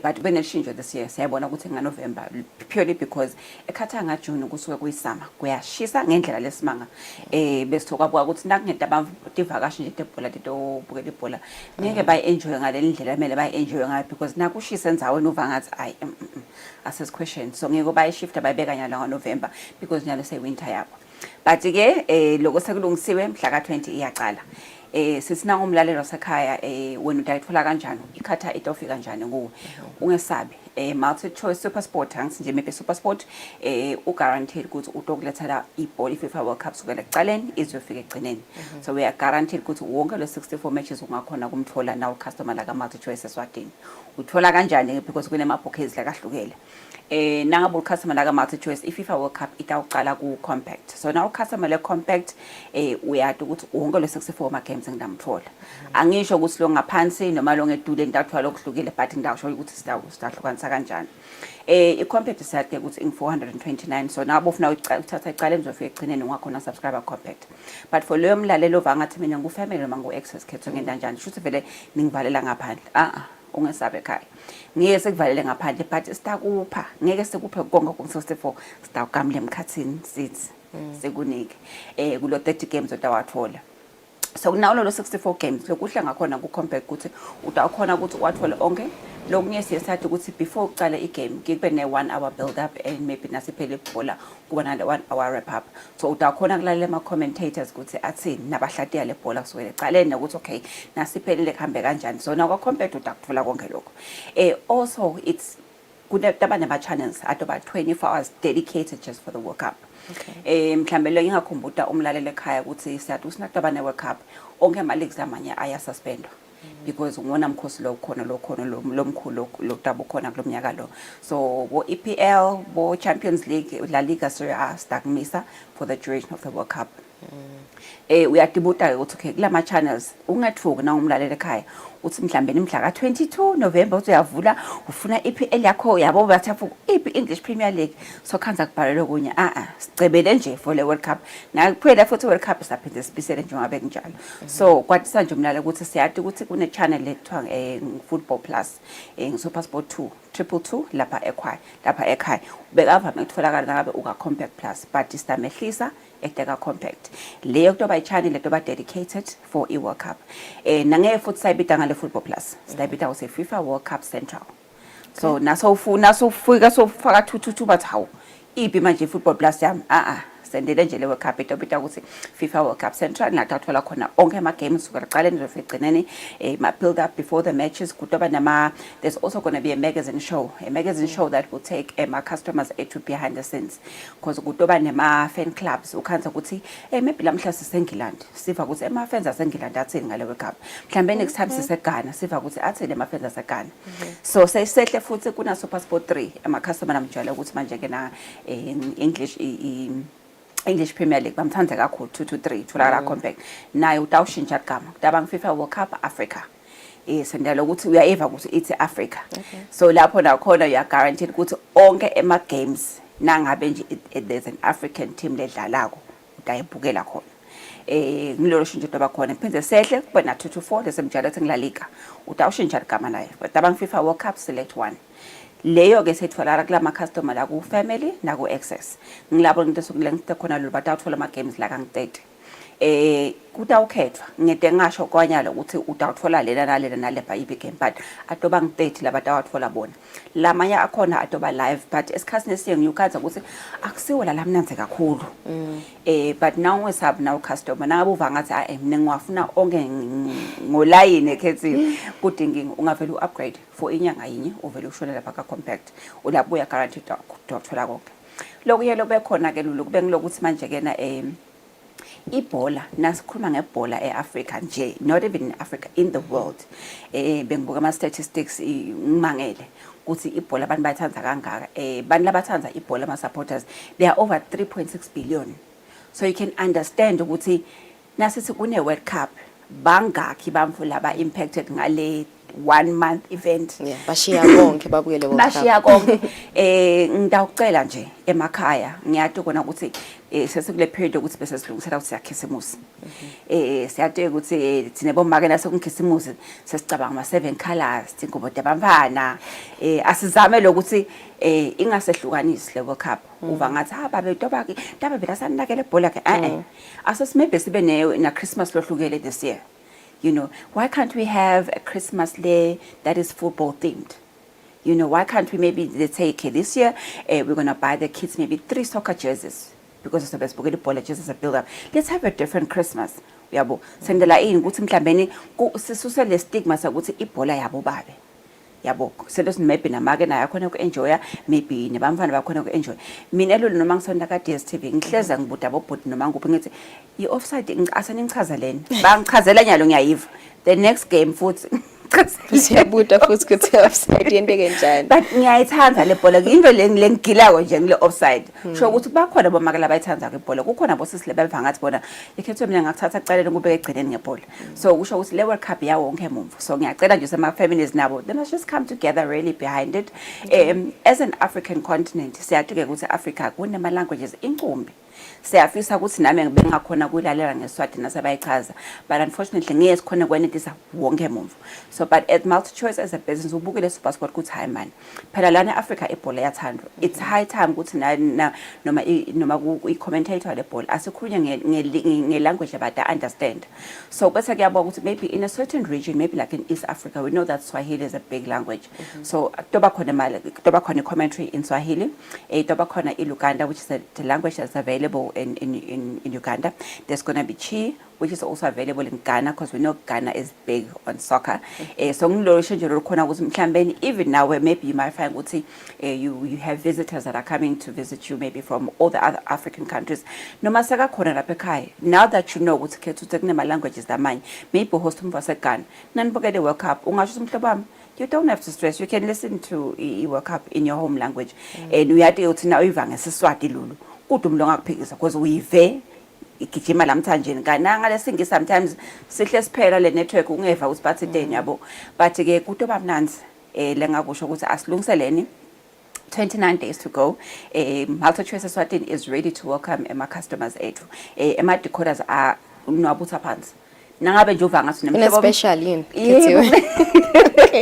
nangabe uva ngathi because ema decoders sizama lokuthi siwa improve ngiyakhumula kathi ngisibe sine decoder lelencane HD bethifaka le card but bokhanza kusina seba lama breadwinners athi angafika lama tafileni angati bese ayadonsa kusuke sekwende njani so kwahamba khanza le card silifakela card le decoder na uthenga i decoder yana awusalibone le card lila card silifakela card so siyazama lokuthi improve nalokuthi ukhanza maybe une decoder lenzala ngala silver lawa akasiku HD so they don't have high definition picture sisi nje tichaze kule full World Cup leni uthenge le decoder ngemanani naphansi 439 lulu yakhona ukuthola i decoder utokhona kwale sithomba sihlobe kwasasibhakabhaka utokhona ku enjoy World Cup yakho yes khona ngikhuluma ngabantu basemakhaya but ke sekungaba extend invitation because akhona ama packages aka business so nabe ngumlaleli usekhaya maybe ngisoma business lomncane ungaba sesaluni kungaba se restaurant kungaba maybe indzawo yengcebeleka nje where people can come in and have drinks. It's a sports bar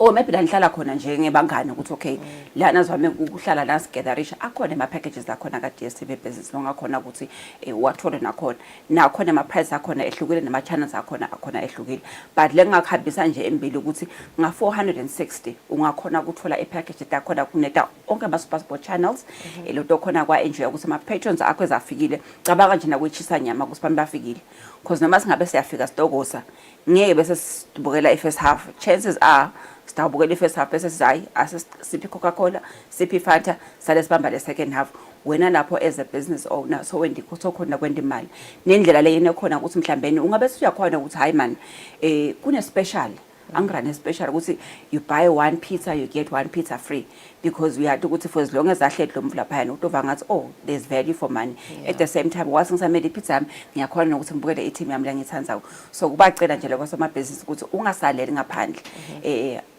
awungayibuka ibhizinisi igeleta iyakamakhelwane because wena ude DSTV MultiChoice Eswatini ukhona la wena ukuthi ukhona ukusitha sekunikela ama packages. Okay, all right.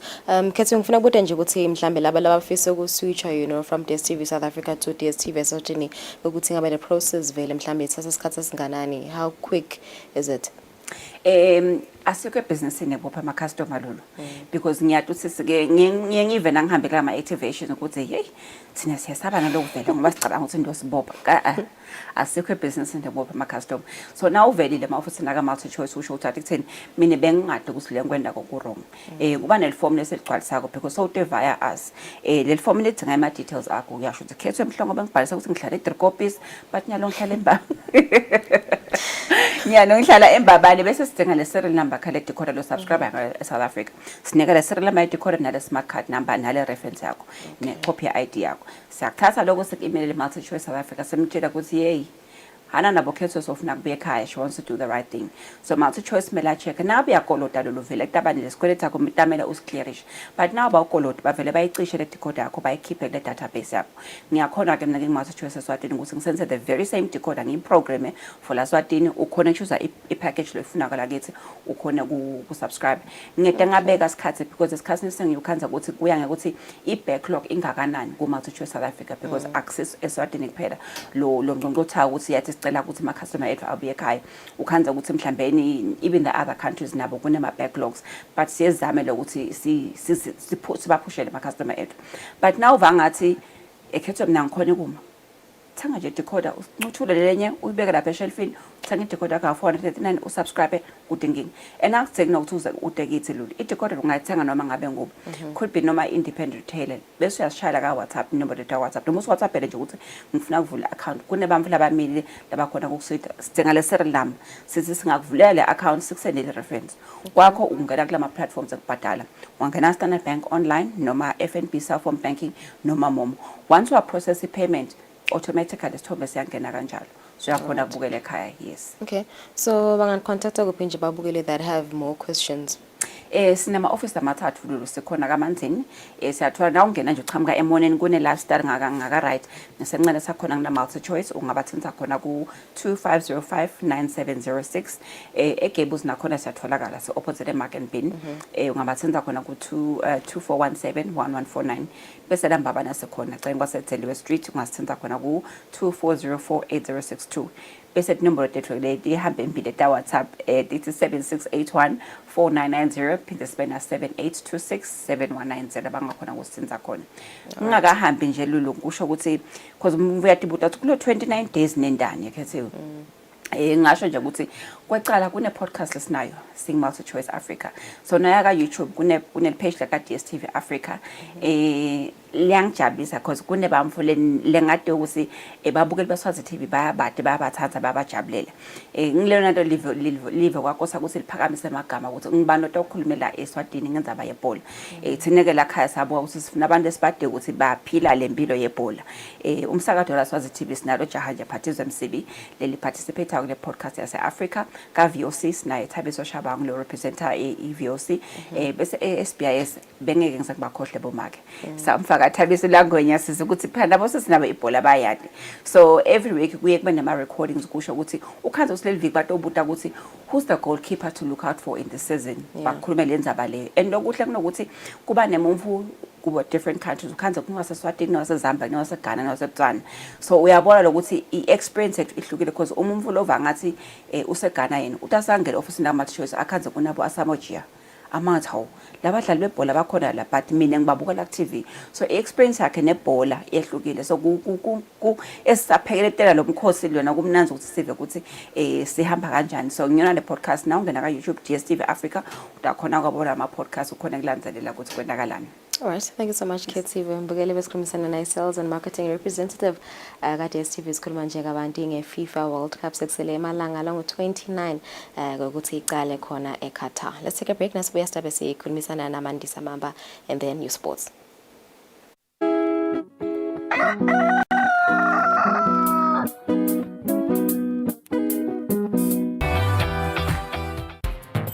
Hello everyone and welcome to the show. You know the vibes, it's the beat down. The time is 8 p.m. It's time for you to relax, sit back, relax, and enjoy the music videos that I got for you. Moving no direction, like it's a calling. Been alive in the middle of nowhere. Shake the ground and burn the air. So yeah, you don't have to hold back for anything or anyone. Just own this.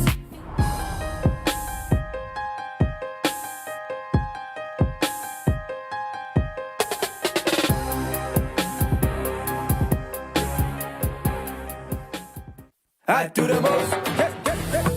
Watch local TV on the go with the Eswatini TV app for only 20 emalangeni. Come on. Do the most with Eswatini TV app. Download from Google Play Store or App Store. We're good together. Everywhere you go, MTN.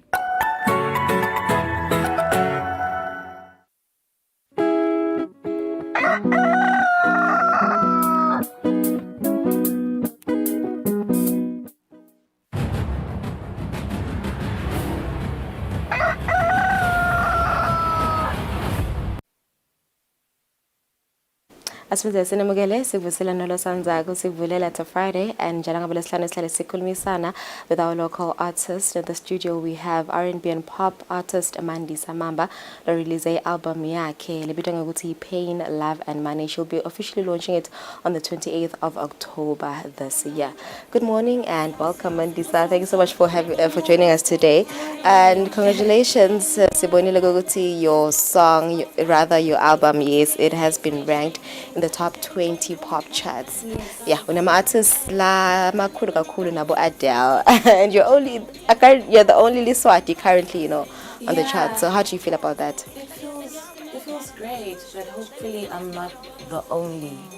Hopefully I'm just the first but not the only. It would be nice to see Labanye as well, because as Swazis were very talented. So yes, you are. All right, so tell us more about your album. It has been months. You've been working on it for months. Just how did you come up with the songs? You know, the title as well. So the album has been ready for a very long time, probably 2 years plus. But it's based on my life experiences, my love experiences. I'm such a typical sucker for love, so balanga logo, and it's definitely a love story. Okay. So which one of is that 9 songs? Right? 9 songs. Yes. Which one of the 9 songs is your favorite? Oh my goodness! I think I listened to track 4. I think that was one of my favorites. Songs, yes, and also the people's favorites. On social media, but comment a lot about maybe. Yes. Yeah. Maybe is about letting go. So it's about letting go. Maybe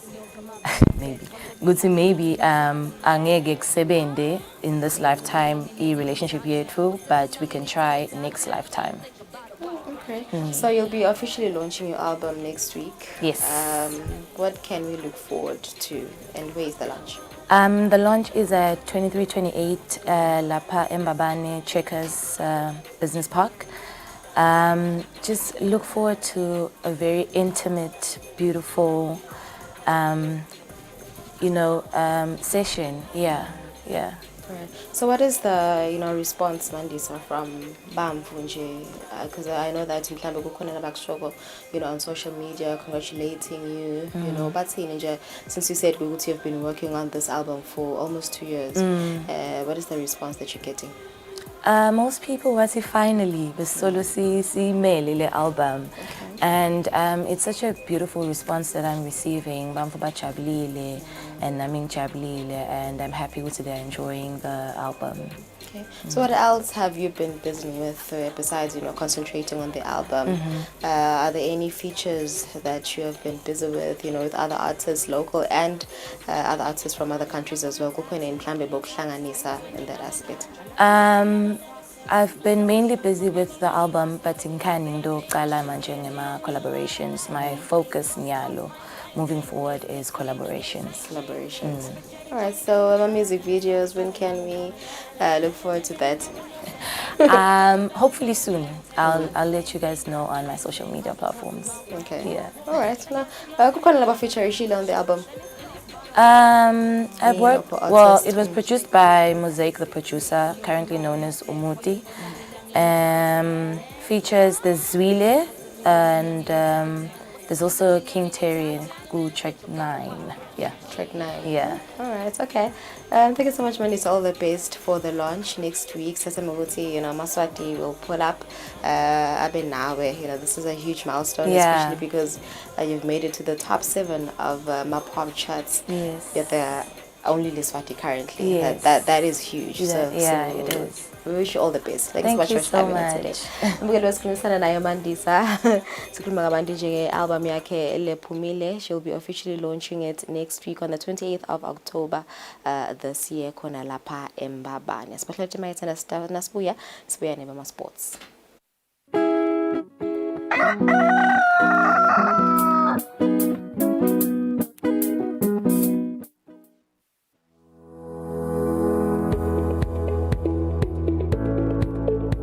Why should we pay our TV license?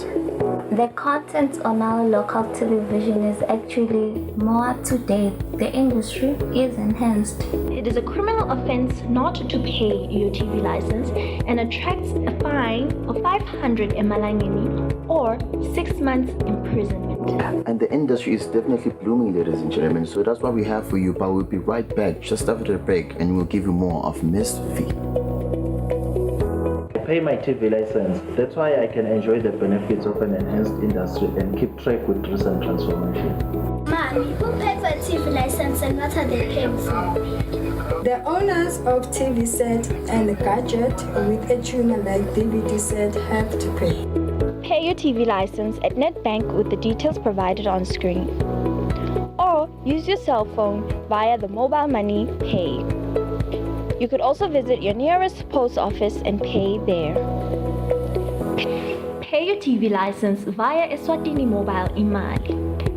Any TV device retailer can purchase a license to trade. Pay your TV license and enhance the industry. I do the most. Watch local TV on the go with the Eswatini TV app for only 20 emalangeni. Come on. Do the most with Eswatini TV app. Download from Google Play Store or App Store. We're good together. Everywhere you go, MTN.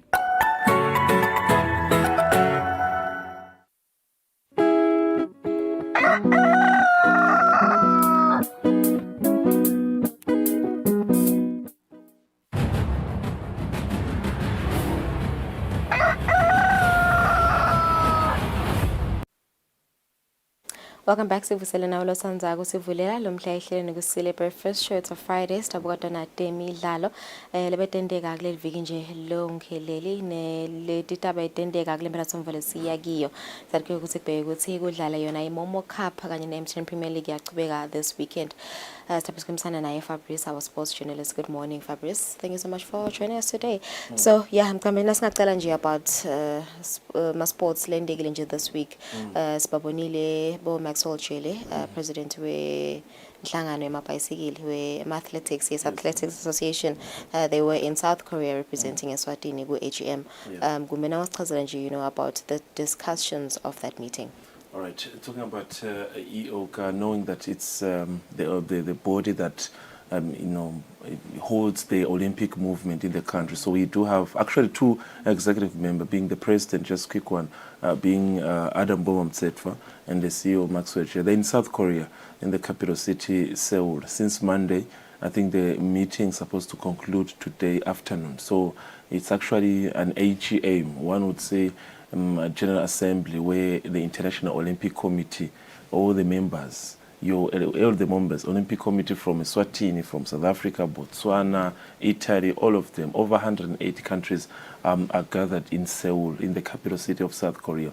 So they are looking at different aspects, different issues, pertaining to how they can move forward. Now, one of the topical issues that are on the agenda, which was introduced by President Thomas Bach, was the issue of course, the ongoing war between Russia and Ukraine. Knowing that, remember how the Olympic and Commonwealth Games are they are there just to, not the others as just to compete and everything, but it's a sort of unity between the nations. So it was highlighted, and how can athletes from those countries also be supported and everything. But more than anything, also was to project the 2024 Paris Games. What are the preparations?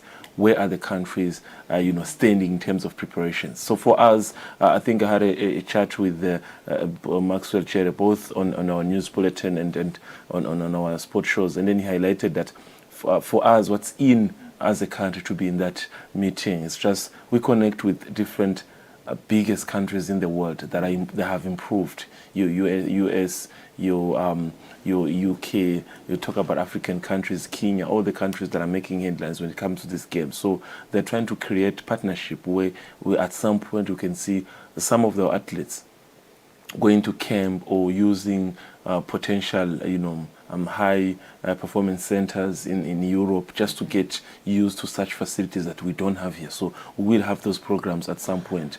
And then at some point we also maybe get some funds to support us as a country to see how we can develop. Remember in Olympic 2018 sorry, 2018 in Tokyo, we had one of the athletes, Subsisoso Matsenjo, performing well, even though he could not achieve a podium finish. But there is a hope that maybe come 2024 Paris, we can perform, better. Remember, now there's a quick maybe explanation that members of the public, would see in a qualification seat for Anshan. Our qualification is based on the what we call universal selection. As a country, where are we standing? Let's just give them 5 slots in athletics, boxing, and everything. So we're trying to improve as a country to see where we can get in terms of also competing at the highest level. So 2024 Paris Games, it's on the agenda, and we hope that it's going to be an exciting one, as some of the athletes are already in training sessions. Mugele isitabahlala nje etimakethe sitawuya masinyane sitawuchubeka sikhulumisane eNiFabris.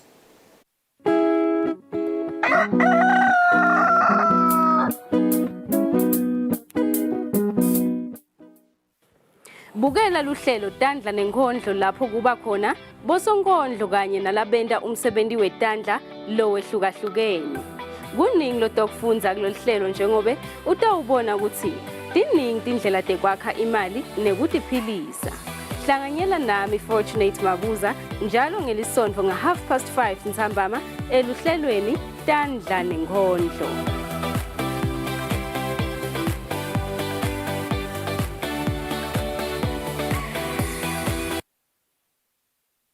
I do the most. Watch local TV on the go with the Eswatini TV app for only 20 emalangeni. Come on. Do the most with Eswatini TV app. Download from Google Play Store or App Store. We're good together. Everywhere you go, MTN.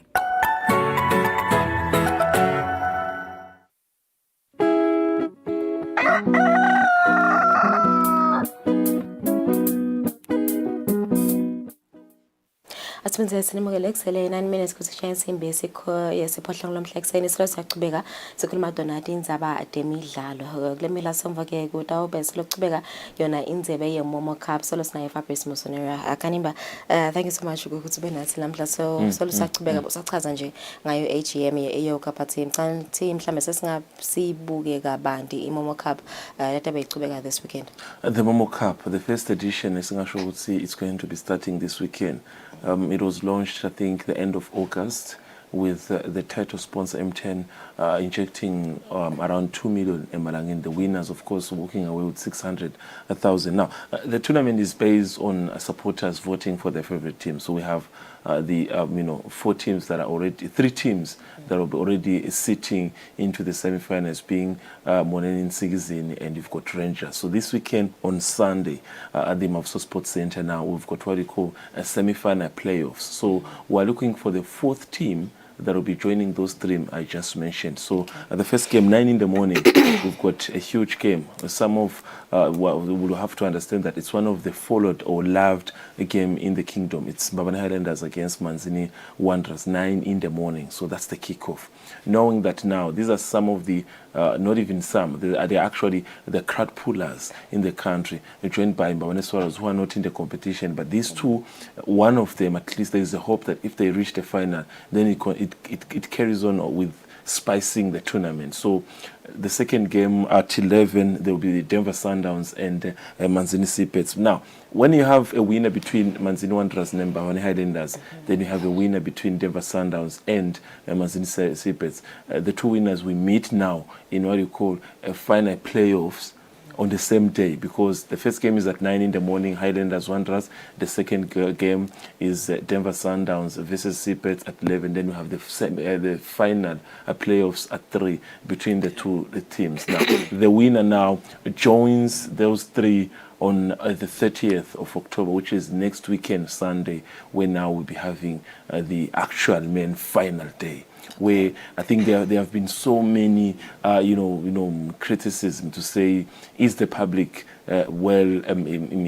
informed? Have they been quite enough information on providing on how the tournament has been running? Remember, it's based on using your gadget, the Momo style, where you have to vote your team by just mentioning the team that you feel like. So, heading to this tournament, what are some of the things we've learned? We've learned that now we don't now have a situation where MTN also actually explained that even going to the MTN Premier League games, supporters have now to use the Momo style of buying tickets. So there is no system anymore of going to the stadium saying,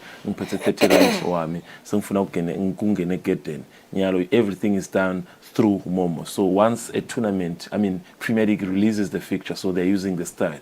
So the tournament introduced that. So you also ask yourself, now we've got only two knockout tournaments in the country. We've got the Momo Cup, we've got the MTN Premier League, which I think, in my view, going forward, now we are going to see a change. It's not confirmed. This is me putting it out there. Chances are the Momo Cup winner, who knows, could at some point also represent us internationally. Because remember, before we used to have the winner of the Premier League and the winner of Eswatini Bank being the two teams going to CAF competitions. So now we have only MTN Premier League and Momo Cup.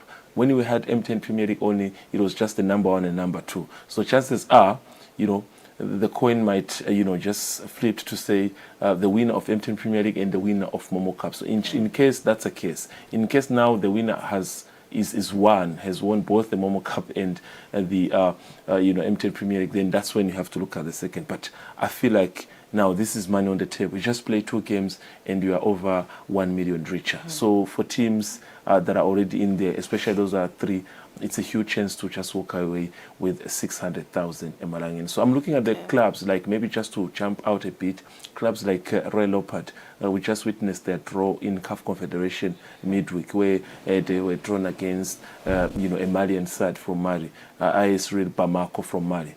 So the exposure of being international competition, they could actually bring some competition into the league.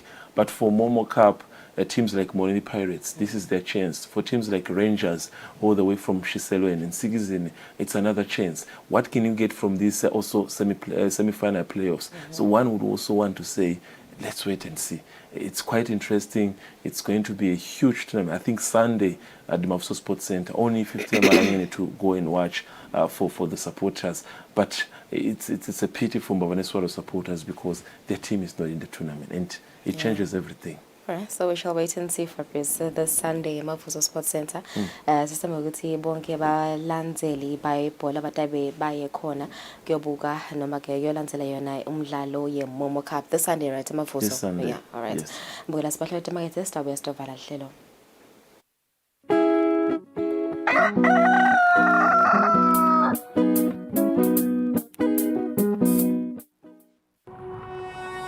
When you choose your adventures, you do so with an open heart and a desire for the unexpected. You embark on journeys to discover new worlds full of wonder. You choose a path to awaken your senses, a world to make you look up and realize just how inspiring this life can be. Arrive and awaken your heart. Explore life in ways only thought possible in your dreams.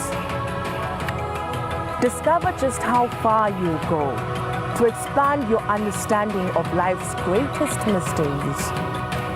There's just one place on this planet with so much to offer. Now is the time for you to have the royal experience in the kingdom. I do the most. Watch local TV on the go with the Eswatini TV app for only 20 emalangeni. Come on. Do the most with Eswatini TV app. Download from Google Play Store or App Store. We're good together. Everywhere you go, MTN.